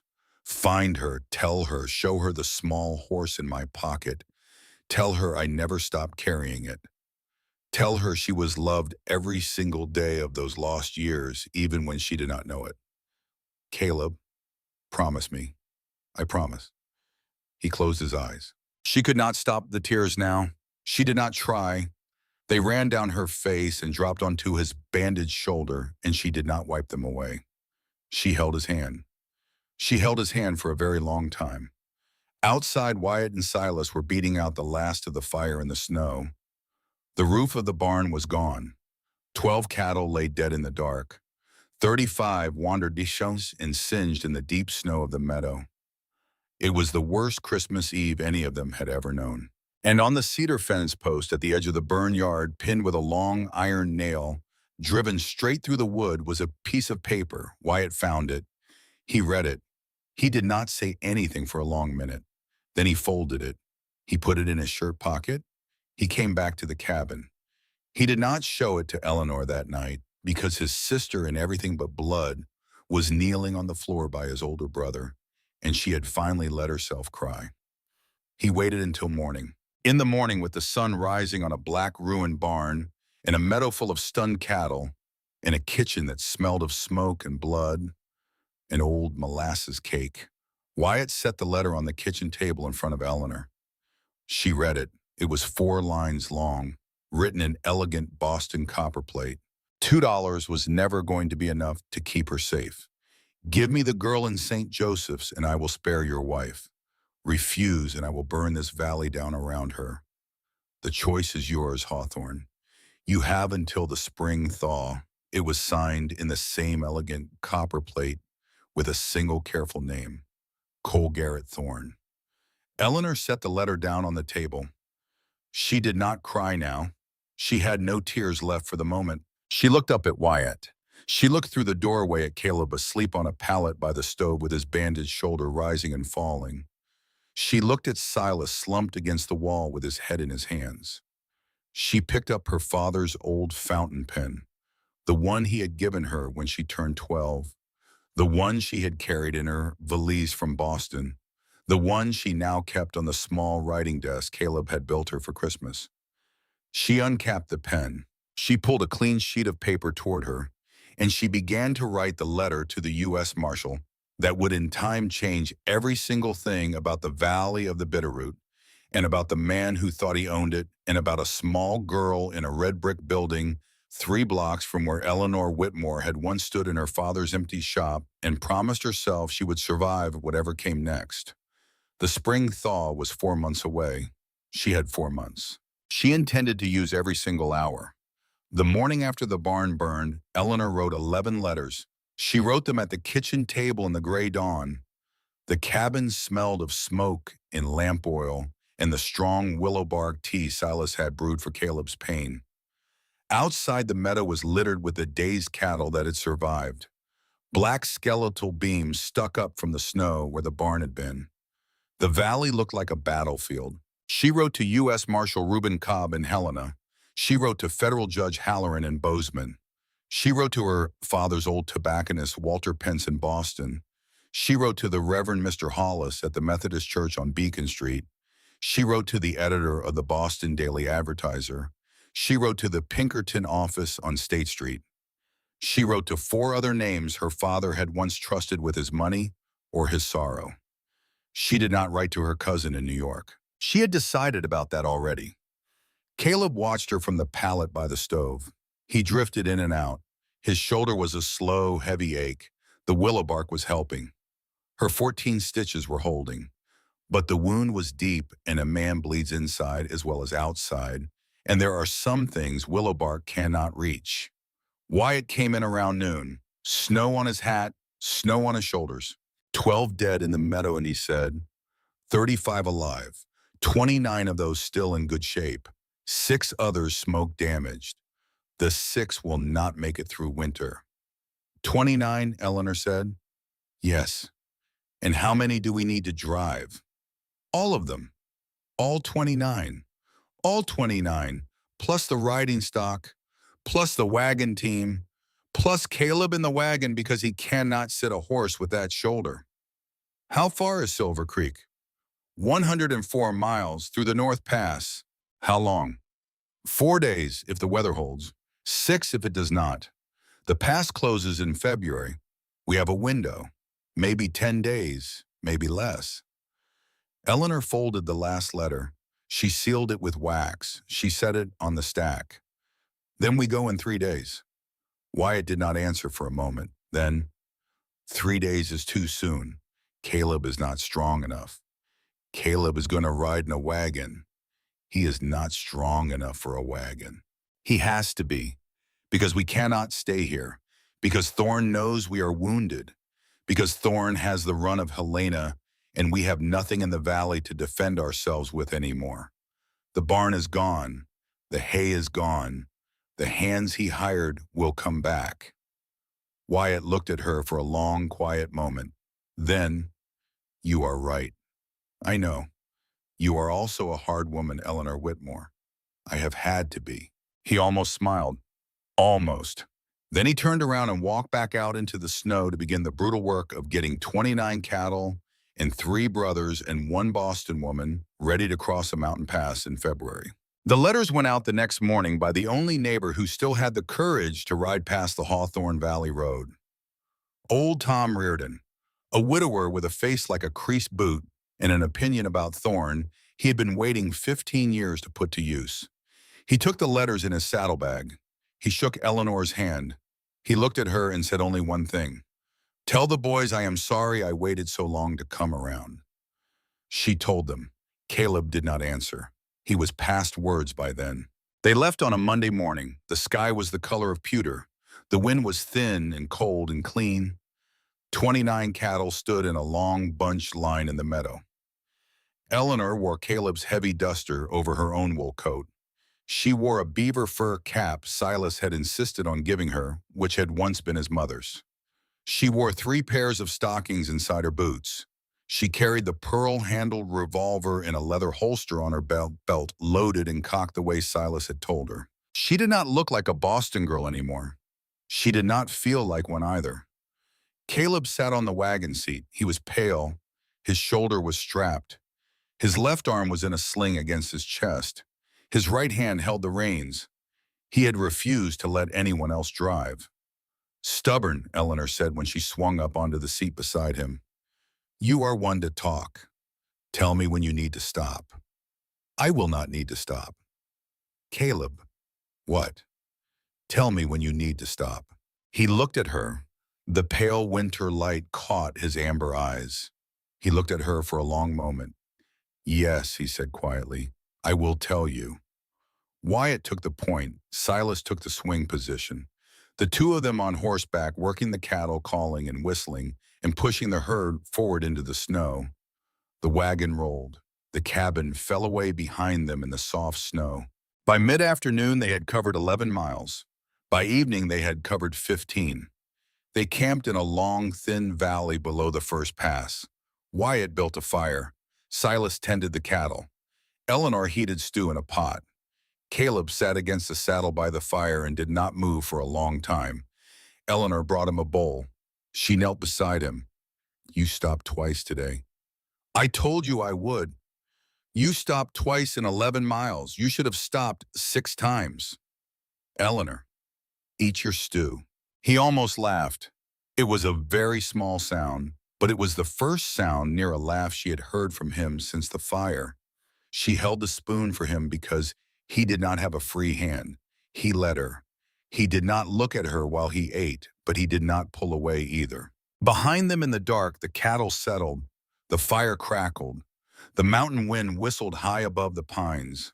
Silas began to sing very softly an old shaped note hymn she had heard in the cabin before. The melody floated through the cold dark like something visible. Eleanor sat on the cold ground next to Caleb. She set the empty bowl aside. She did not say anything. Neither did he. But after a while, he leaned his good shoulder very slightly against her shoulder, the way a wounded man leans when he is too tired to hold himself up anymore. And she leaned back, just slightly, so that he had something solid to lean against. She felt his head settle against the top of hers. She felt his slow, careful breathing. She did not move. She did not move for almost an hour. The fire died down low. Silas's voice trailed off. Wyatt walked the perimeter with his rifle and his white frozen breath. And a Boston girl who had never sat outside in February in her life sat in the deep mountain dark with a wounded man's head against hers, and she thought very clearly, very strangely, this is the safest I have ever felt. The attack came on the second night. It came at the worst possible time, just after midnight, when the cattle were tightest and the fire was lowest, and Wyatt was on the far side of the herd. Silas was on watch. Eleanor was asleep under the wagon. Caleb was wrapped in 3 blankets next to her, finally asleep for the first time in 3 days. She woke to the crack of a rifle. She woke to a horse screaming. She woke to the bellow of 30 stampeded cattle running for their lives. The wagon shook above her. Caleb was already sitting up. He could not stand without help. He could not aim a rifle with his left arm in a sling. He was reaching for his pistol with his right hand, and his face was pale as paper. Stay down, he said. No, Eleanor said. She was already out from under the wagon. She had the pearl-handled revolver in her hand. She did not remember drawing it. She did not remember thinking. She heard her own voice, but it was not quite her own voice. It was someone else, someone calmer than Eleanor had ever been. She saw 3 men on horseback at the far edge of the firelight. She saw their rifles. She saw the cattle running. She saw Wyatt on the ground, his horse down his leg pinned under his horse, his rifle 5 feet away from his outstretched hand. She saw Silas running toward Wyatt. She saw one of the riders raise his rifle to fire at Silas. She did not think, she fired. She fired all 6 chambers of the pearl-handled revolver. Not at the rider. The rider was 60 yards away, and she was not that good. She fired into the air just above her own head. 6 fast, loud cracks. 6 bright muzzle flashes that lit up the camp. Then she shouted. She shouted at the top of her lungs in the loudest, ugliest, most furious voice she had ever made. Marshal Cobb, move in on the right. There was no Marshal Cobb. There was no right. There was only Eleanor Whitmore alone with her empty revolver and a wounded man behind her, and her stupid, loud, lying voice ringing across a frozen valley in February. But the 3 riders heard it. The 3 riders heard 6 fast rifle cracks and a woman screaming a marshal's name, and they could not see clearly because of the dark and the muzzle flashes in the snow. They wheeled their horses. They ran. The whole ambush turned and rode for the trees. Silence rushed back in. The cattle were already slowing.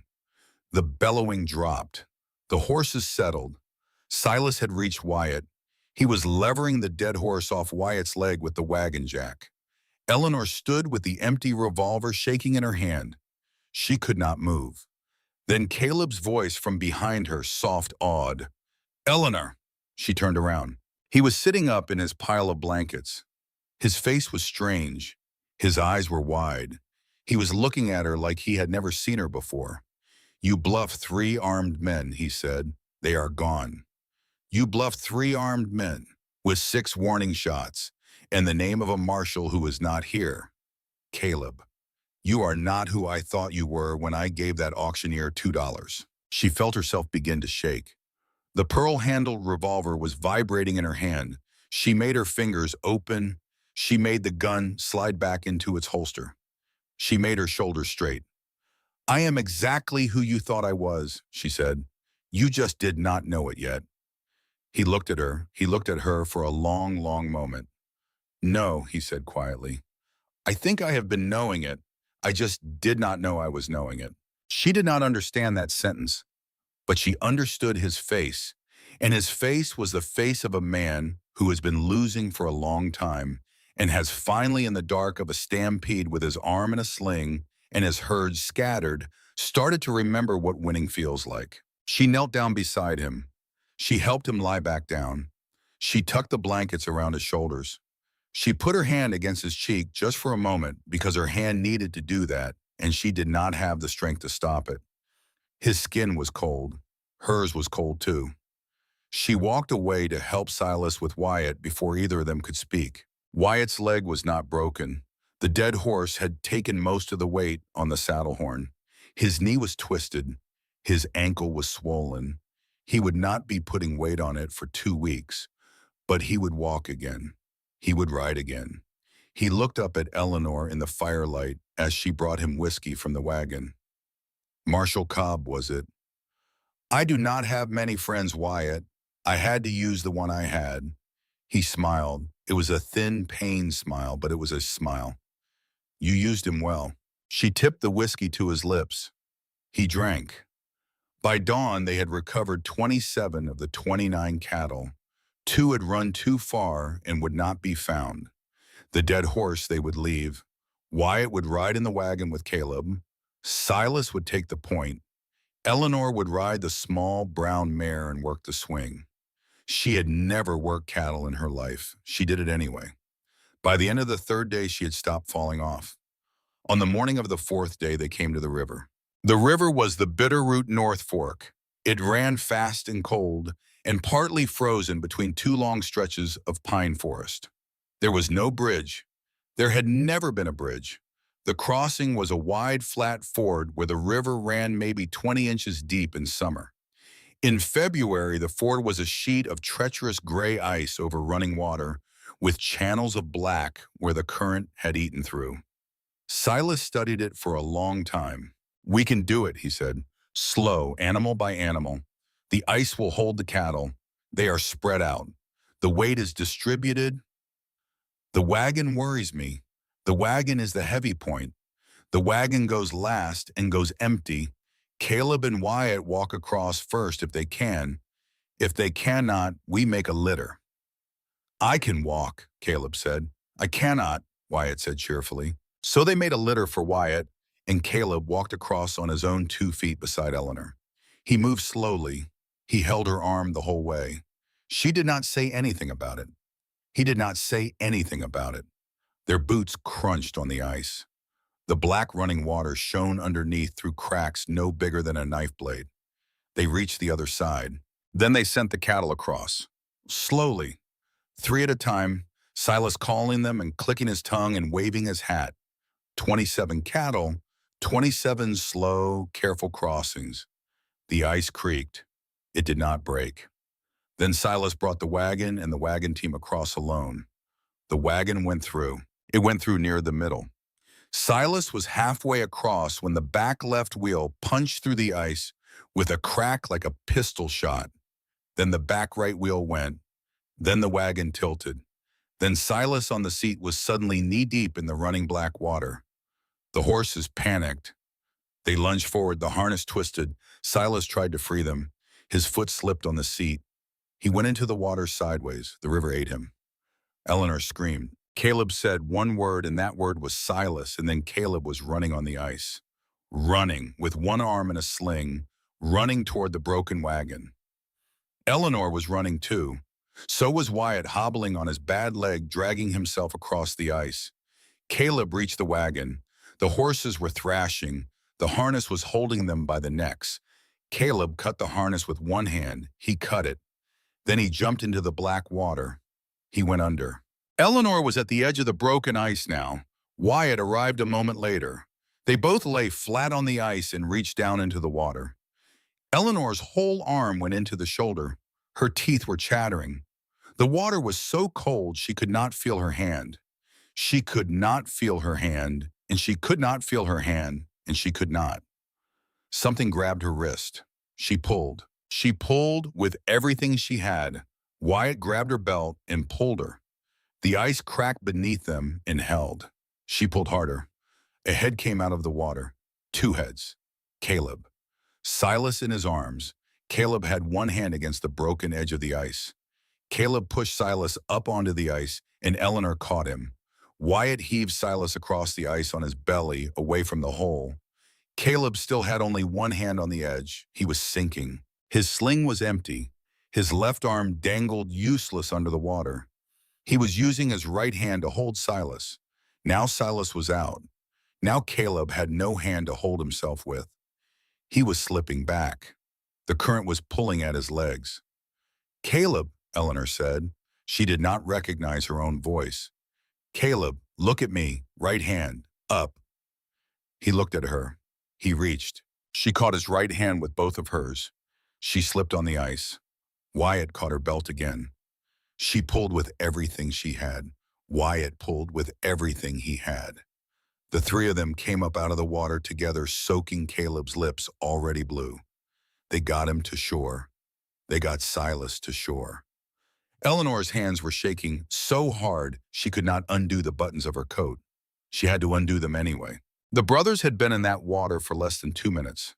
2 minutes in February water is enough to kill a man. 2 minutes was the edge of survival. They did not have time for nice. They did not have time for proper. They had time only for fire and dry clothes and warm bodies. They built a fire, 3 fires in fact, in a wide ring on the shore. They stripped Caleb and Silas of their soaked clothes. They wrapped them in every dry blanket they had. They put their bodies as close to the fire as the fire would allow. It was not enough. Caleb was shaking. Then he stopped shaking.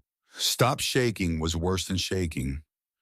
Eleanor knew what to do because Silas had told her weeks ago in the warm kitchen by the candle, when he had been telling her every small thing a Boston girl needed to know about mountain survival. Body heat is the last good gift you have. Save it for an emergency. This is the emergency. She did not hesitate. She climbed under the blankets with Caleb. She put her arms around him. She put her warm body against his cold one. She wrapped herself around him and she held on. Silas on the other side of the fire was wrapped in blankets with Wyatt holding him close, the two of them shivering together. The 4 of them in a row in the snow next to 3 fires. Eleanor whispered into Caleb's frozen hair, "Caleb, stay. Caleb, stay with me." His breath was a thin, shallow thread. "Caleb." His eyelids fluttered. "Stay." He stayed. By dark, his shivering had returned. By midnight, he was breathing strong again. By dawn, he was awake, pale, shaken, quiet, but alive. He looked at her in the gray morning light. "Eleanor." "Yes." "You were under the blankets with me." "Yes." "You saved my life." "Silas told me what to do." "Eleanor." "What?" "Nobody has been that close to me since my mother died."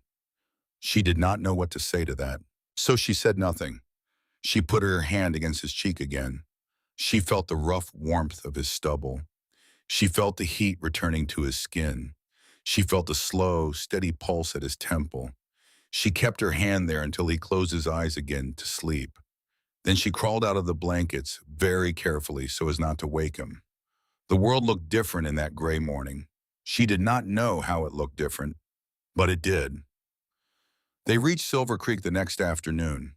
The town was small, a railhead, a stockyard, a long mercantile, a telegraph office, a church, a boarding house, 3 saloons, 1 sheriff, 1 cattle buyer. The cattle buyer was a thin man in a black coat named Mr. Eustace Brand. He came out to the stockyard at the edge of town. He looked at the 27 cattle. He walked through them. He felt the flanks. He checked the teeth on 3. He stepped back. "You moved these through the pass in February," he said. "We did," said Wyatt. "You lost none." "None to the drive. We lost 12 to a fire before we left." "I am sorry to hear that." "Mr. Brand, we are in a hurry." "I see that you are." "What will you give us?" $22 a head. Wyatt opened his mouth. Eleanor stepped forward. "Mr. Brand, these cattle moved 104 miles through fresh snow in February. They survived a stampede. They crossed an icy ford. They arrived in better condition than most herds you receive in October. They are quality stock. They will ship to Chicago without losses. They are worth $28 a head." Mr. Eustace Brand looked at her. 24, 27, 25, 26. "And you sell us 4 laying hens in a sack of seed corn at cost before we leave town." Mr. Brand thought about it for one long, careful breath. "Done." He shook her hand. His hand was the hand of a man who recognized a businesswoman when one walked into his yard. The grip was honest. $26 times 27 head. $702.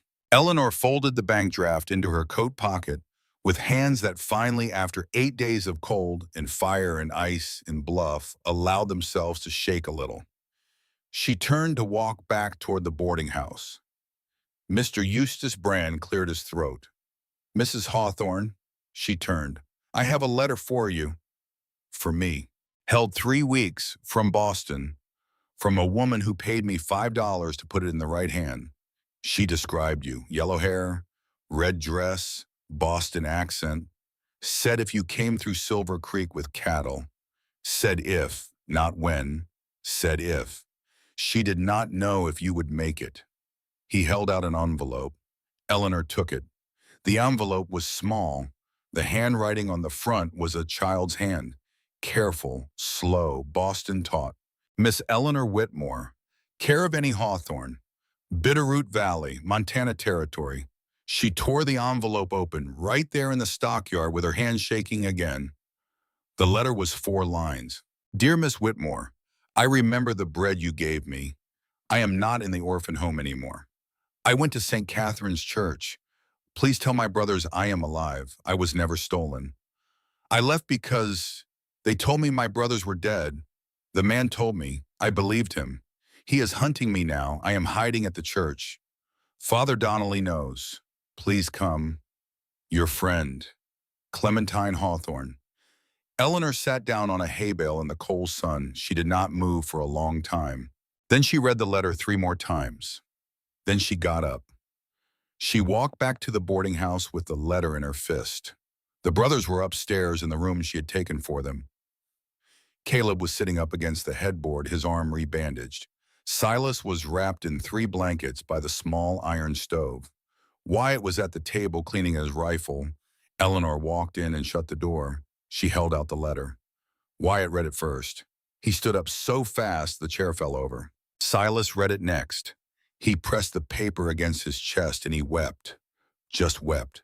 Loud. Without trying to hide it.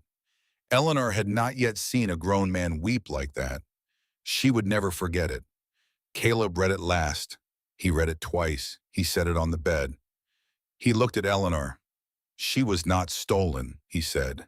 His voice was hoarse. "No. She left because Thorne told her we were dead." "Yes." He told a 4-year-old child her brothers had died in the fire she barely escaped from. He took her hand. He walked her out of the Bitterroot. He put her in a Boston orphan home. He let her think we were ash. Yes.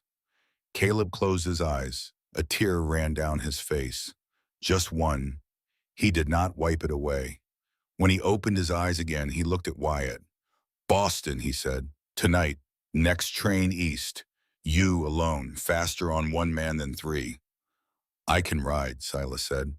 "You cannot. Your lungs are still full. River, you stay here. You take a week. Then you go home and you wait for us at the cabin. Eleanor and I will travel back together when you can ride." "Caleb," Wyatt said. "Yes. I will not come home without her." I know. And if Thorne is there waiting? A long silence. Caleb opened his eyes. They were not warm now. They were a hammered metal color.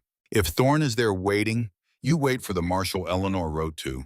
You do not fight him alone. You bring her home with the law beside you. That is how we do this. That is the only way we win this. Wyatt nodded. He left on the 7 o'clock eastbound that night. Eleanor pressed the bank draft into his hand at the station. $300 of it for travel and bribes and whatever it took. $200 for a lawyer in Boston. The rest she kept for the ranch. She kissed Wyatt on the cheek before he climbed onto the train. He looked surprised. He looked very young for 1/2 second. Then he smiled a small smile and he climbed aboard. The train pulled out of Silver Creek in a long white plume of steam and was gone. Eleanor and Caleb went home to the Bitterroot at the slow pace of a wounded man. 5 days back to the cabin. Silas behind them by a week. The snow softer now, the wind kinder, a small thaw promising itself in the air. They reached the cabin in the late afternoon of a Saturday. It was the longest they had ever been alone together. 3 weeks of waiting, 3 weeks of letters. 3 weeks of Eleanor and Caleb at the kitchen table in the evening.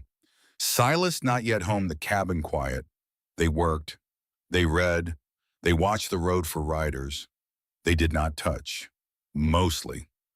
Once when Eleanor reached across the table for the salt, his hand was already there reaching for the same dish, and their fingers met for half a heartbeat. Neither of them moved their hand. Neither of them looked at the other, but neither of them moved. Then she took the salt, and he took his hand back, and neither of them said a word about it.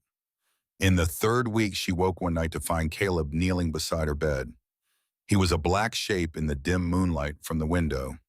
He thought she was asleep. He had been very quiet about coming into her room. She kept her eyes nearly closed. She watched him under her lashes. He spoke very softly. He did not know she was awake. Eleanor. She did not answer. Eleanor, I am going to say this only once, because I will not have the courage to say it twice. And I will not say it if you are looking at me. She held her breath. When Clementine is home, when this is over, there is the money I have saved for you, the train fare, the wallet. I have not spent any of it. It is yours. You can go home to Boston.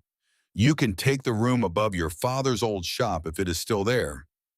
You can begin again. You owe us nothing. You owe me less than nothing.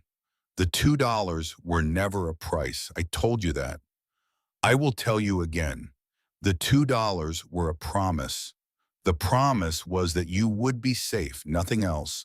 Not love, not gratitude, not a marriage, not a life with 3 rough mountain men in a cabin that smells of smoke. You deserve more than this. You deserved more than this from the first day, and I knew it, and I should have said it sooner. He paused. She heard him swallow. But if you wanted to stay, if you wanted that, I would build a room for a nursery. I would build a room for a library. I would build any room you wanted. I would be the man you needed me to be. I have not been a man since the fire. I think I am only beginning now to know what one might look like. I think I am only beginning to know because of you. He paused. That is what I came to say. He set something small on the bedside table. She could not see what it was. He stood up. He walked to the door. He paused there. Sleep well, Eleanor. He closed the door. She lay perfectly still for a long, long time. Then she rolled over and looked at the bedside table. A small ring sat on a folded piece of paper. The ring was a plain gold band, worn smooth, old, loved. A mother's ring. The folded paper said in Caleb's careful handwriting, 4 words. For you, if yes. Eleanor cried into her pillow without making a sound for the 2nd time in her life. The first time had been after her father's funeral. This time she did not know what she was crying for. Or she did know, and she did not have a word for it. She did not put the ring on that night.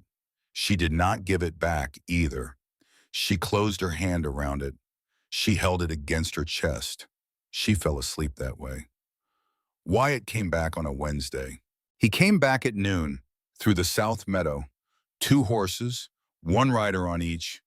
The second rider was very small. Eleanor was the first to see them. She was hanging wash. The pasque flower from Wyatt's woods, dried now, was tucked into a brown ribbon at her wrist where she had taken to wearing it. She dropped the wet shirt back into the basket. She started running before her brain caught up with her feet. She reached them in the meadow. Clementine Hawthorne was 9 years old, small for 9, dark-eyed, pale, tired. Wearing a coat Eleanor recognized from a Boston charity shop window.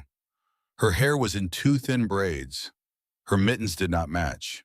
She looked down at Eleanor from the horse like a deer looks at a person from across a clearing, without trust, without anything yet. Then Clementine spoke. "Miss Whitmore." "Yes. The bread you gave me, the piece of bread. I never forgot you." "Hello, Clementine." "They told me they were dead." "They are not dead.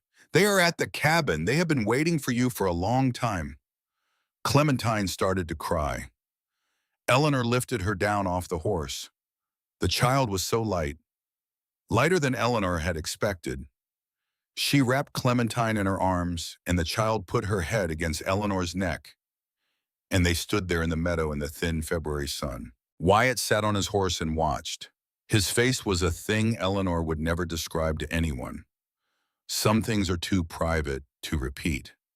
Then Wyatt looked up, past Eleanor, past Clementine. "Eleanor," he said, "quiet, calm, the kind of quiet a man uses when there is a snake in the grass." She turned. A column of riders was coming up the South Meadow Trail, 8 men on horseback. Behind them, 3 men in fine wool overcoats riding bay horses too small for the country. Lawyers. The 3 men were lawyers. The 8 men were not. In the lead on a magnificent black stallion sat Cole Garrett Thorne. He was smiling. He was holding a folded paper in his right hand. Eleanor pushed Clementine behind her. The riders stopped at the edge of the meadow. Thorne held up the folded paper. "Mr. Hawthorne," he called toward the cabin, "I have a court order." Caleb had come out onto the porch with his rifle. Silas, just home 4 days, had appeared at the corner of the house with a shotgun. The 2 of them stood in the cold sun and did not move. Thorne smiled wider. "I have a court order signed in Boston naming me legal guardian of Miss Clementine Hawthorne. She was placed into my care lawfully through St. Joseph's Orphan Home. She has been removed from that lawful guardianship without my consent. You will return her. You will also return Miss Eleanor Whitmore, whose debts I purchased lawfully, and whose marriage to you, Mr. Hawthorne, was contracted under fraudulent circumstance. I am here to retrieve both my wards. I have 8 deputized men. I have 3 attorneys. I have the law of the state of Massachusetts behind me." Caleb did not raise the rifle. Silas did not raise the shotgun. The silence in the meadow stretched long. Eleanor stepped forward. She held Clementine's small mittened hand. She kept walking until she was even with Wyatt's horse. Then she stopped and faced Thorne across 40 feet of snow. "Mr. Thorne," she said, "Mrs. Hawthorne, that court order is not worth the paper it is written on. I assure you it is. You assure me a great deal of things. The court order is signed by a Boston judge named Alderman Brackett, who has been receiving payments from your shipping company at the rate of $100 a month for 3 years. The payments are in the ledgers I sent to the U.S. Marshal Service 4 weeks ago. The same ledgers also document 27 children moved through your operation, including Clementine Hawthorne, who was placed in St. Joseph's by a man who told a 4-year-old girl her brothers were dead in order to make her compliant. That same ledger also lists 6 mining camps that have purchased children from you in the past 3 years. I do not believe Judge Brackett's signature will stand up to federal scrutiny." Thorne's smile did not move, but something in his eyes did. "You sent ledgers to a marshal." "I did. 4 weeks ago. I did." "You bluff well, Mrs. Hawthorne, but I do not. Take the girl. Take the woman." He gestured. His 8 men reached for their rifles. A new voice cut across the meadow. Loud, federal, clear. Cole Garrett Thorne, United States Marshal Service. Drop your weapons. You are under arrest. Eleanor turned her head. 11 riders had come up out of the tree line behind Thorne's men. 11 badges glinted in the cold sun. At the front, on a steel gray horse, was a thin gray-haired man with a silver mustache and the steadiest eyes Eleanor had ever seen. Marshal Reuben Cobb. He had been there the whole time. He had been waiting in the trees since dawn. He had come up the South Trail an hour after Wyatt had. He had read every one of Eleanor's letters. He had been building a case for 3 weeks. He had brought 10 federal deputies with him. He had been waiting for Thorne to deliver himself to the meadow, which he had. Thorne's men dropped their rifles. The lawyers turned their horses to run. A deputy was already there blocking the path. Thorne did not run. Thorne stared at Eleanor for a long moment. Then his hand moved, just an inch, toward his coat, towards something inside it. A pistol, a small one, a coward's pistol. The kind a man keeps for one shot at one person at one specific distance. Caleb saw it. Caleb was already moving. He had brought the rifle up. He had Thorne in his sights at 30 feet. He had clear shot. He had the right to it. He had every reason. Eleanor saw his finger find the trigger. "Caleb," she said. He did not pull. Thorne's hand reached the coat. "Caleb," Marshal Cobb said. "I have him." Caleb did not pull. Marshal Cobb fired one shot. It hit Thorne in the right shoulder. A precise federal shot, disabling, not killing. The pistol fell into the snow. Thorne fell off his black horse. 2 deputies were on him in 3 seconds. Caleb lowered his rifle. He walked across the snow toward Thorne, who was kneeling in the trampled meadow. Now his arm bleeding, his face white with shock and rage. Caleb stopped 6 feet away. He looked down at the man. He did not raise the rifle. "I am tired of burying men," Caleb said. His voice was very quiet. "Very? You will live in a federal prison for the rest of your life. Every morning you will wake up alive. Every night you will lie down alive. You will not see my sister grow up. You will not see her marry. You will not see the way her children will look like our mother. You will not see anything good ever again. That is your punishment. Not a bullet, a long, long life in a small gray room. I have carried a small wooden horse in my pocket for her every day since you took her. You will spend the next 25 years carrying nothing at all." He turned around. He walked back to the cabin without looking back. The trial took 8 weeks. Cole Garrett Thorne was convicted in federal court of running an interstate child trafficking ring. He was sentenced to 30 years at the federal prison in Detroit. His holdings in Helena were seized. The Helena Mercantile Bank was reorganized under federal supervision. 27 children whose names appeared in his ledgers were located. 23 of them were brought home. 3 could not be found. 1 had died in a mine in Idaho the year before. There was no justice for that child. There rarely is. The Hawthorne Ranch received $3,000 in restitution.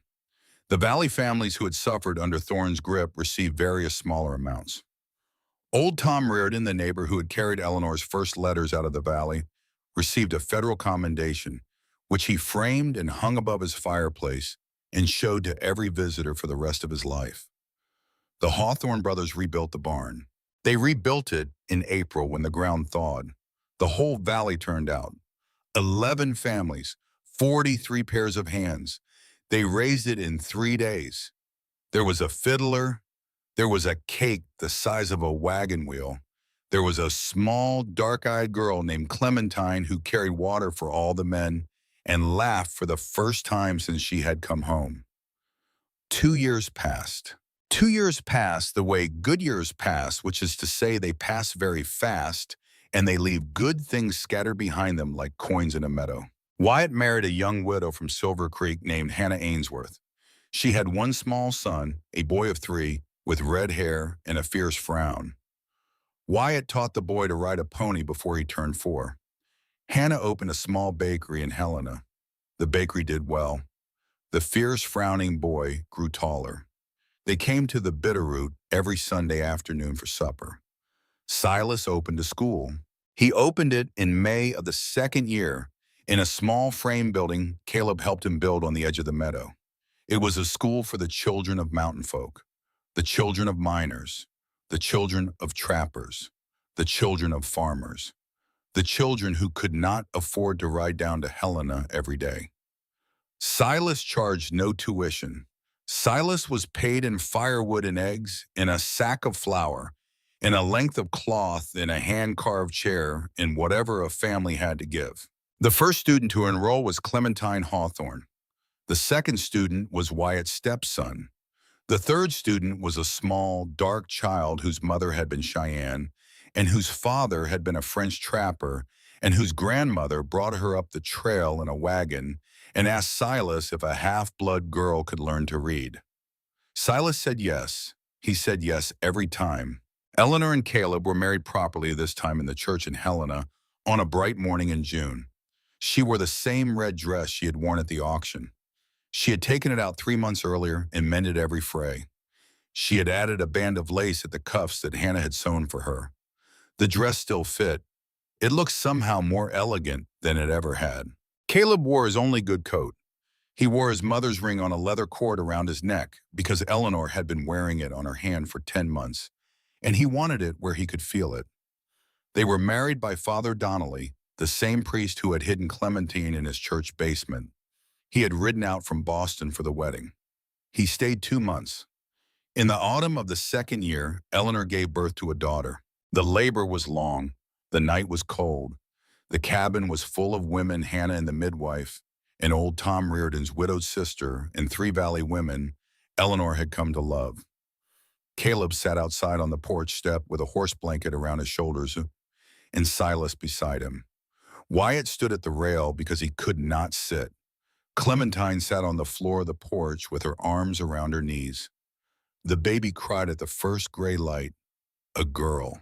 A small, fierce girl with a head of dark hair and a fist already clenched. They named her Hope. 3 weeks later, a letter arrived from New York. It was from Eleanor's cousin, a wealthy man, a man Eleanor had not known existed until Marshal Cobb had mentioned him in passing during the trial. A man who, it turned out, had been searching for Eleanor for 2 years following the death of her father.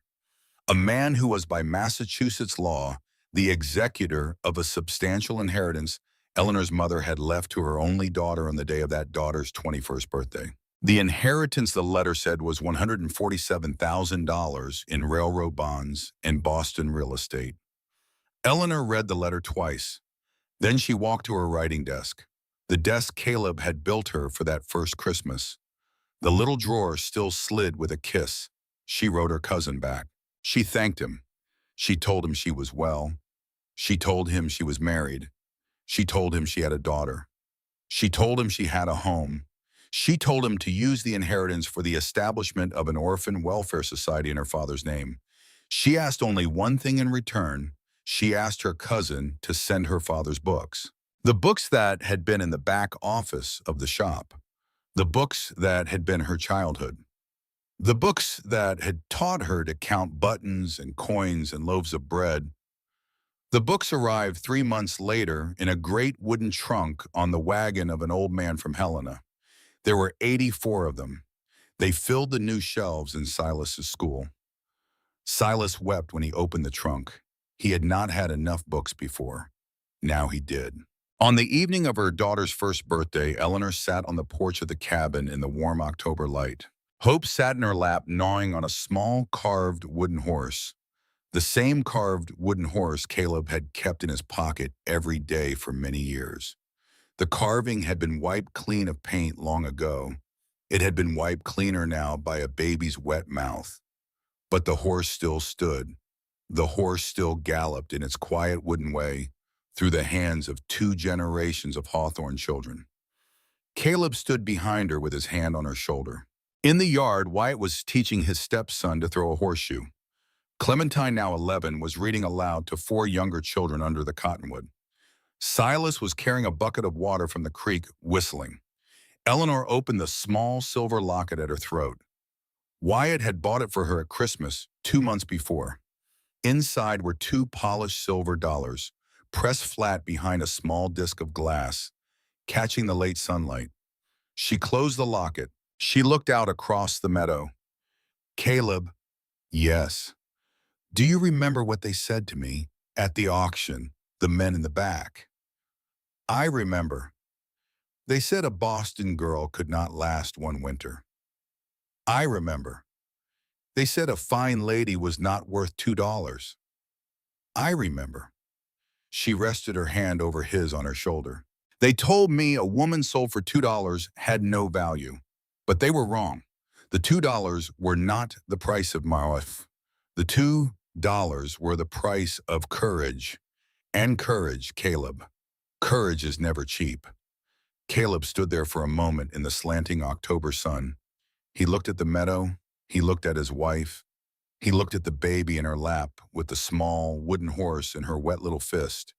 He bent and kissed the top of Eleanor's head. Best $2 I ever spent. Hope laughed. A baby laugh, the kind of laugh that says nothing and means everything. The wind moved through the high pines. The creek ran silver. A red-tailed hawk turned overhead in a slow, easy spiral. Somewhere a long way off in a town named Helena, a man who had once owned everything was waking up in a cell he would not leave alive. But here in the valley of the Bitterroot in the soft autumn of a year, good enough to remember a woman who had once stood alone on an auction block, sat on a porch with the family she had built. Not the family she had been given, the family she had built, with her own hands, with her own courage, with her own steady, stubborn, Boston-taught refusal to break. The mountain wind smelled of cold and wood smoke and coming snow. The cabin behind her smelled of bread. And a small girl who had once cried for her brothers in a strange city was reading Tennyson aloud under a cottonwood tree, while three rough mountain men who had once not spoken a kind word to a woman since that long winter listened from three different parts of a yard they had built together and remembered all at the same time the morning a thin woman in a red dress had stood straight on a wooden platform in Helena and had refused for $2 whole to be afraid.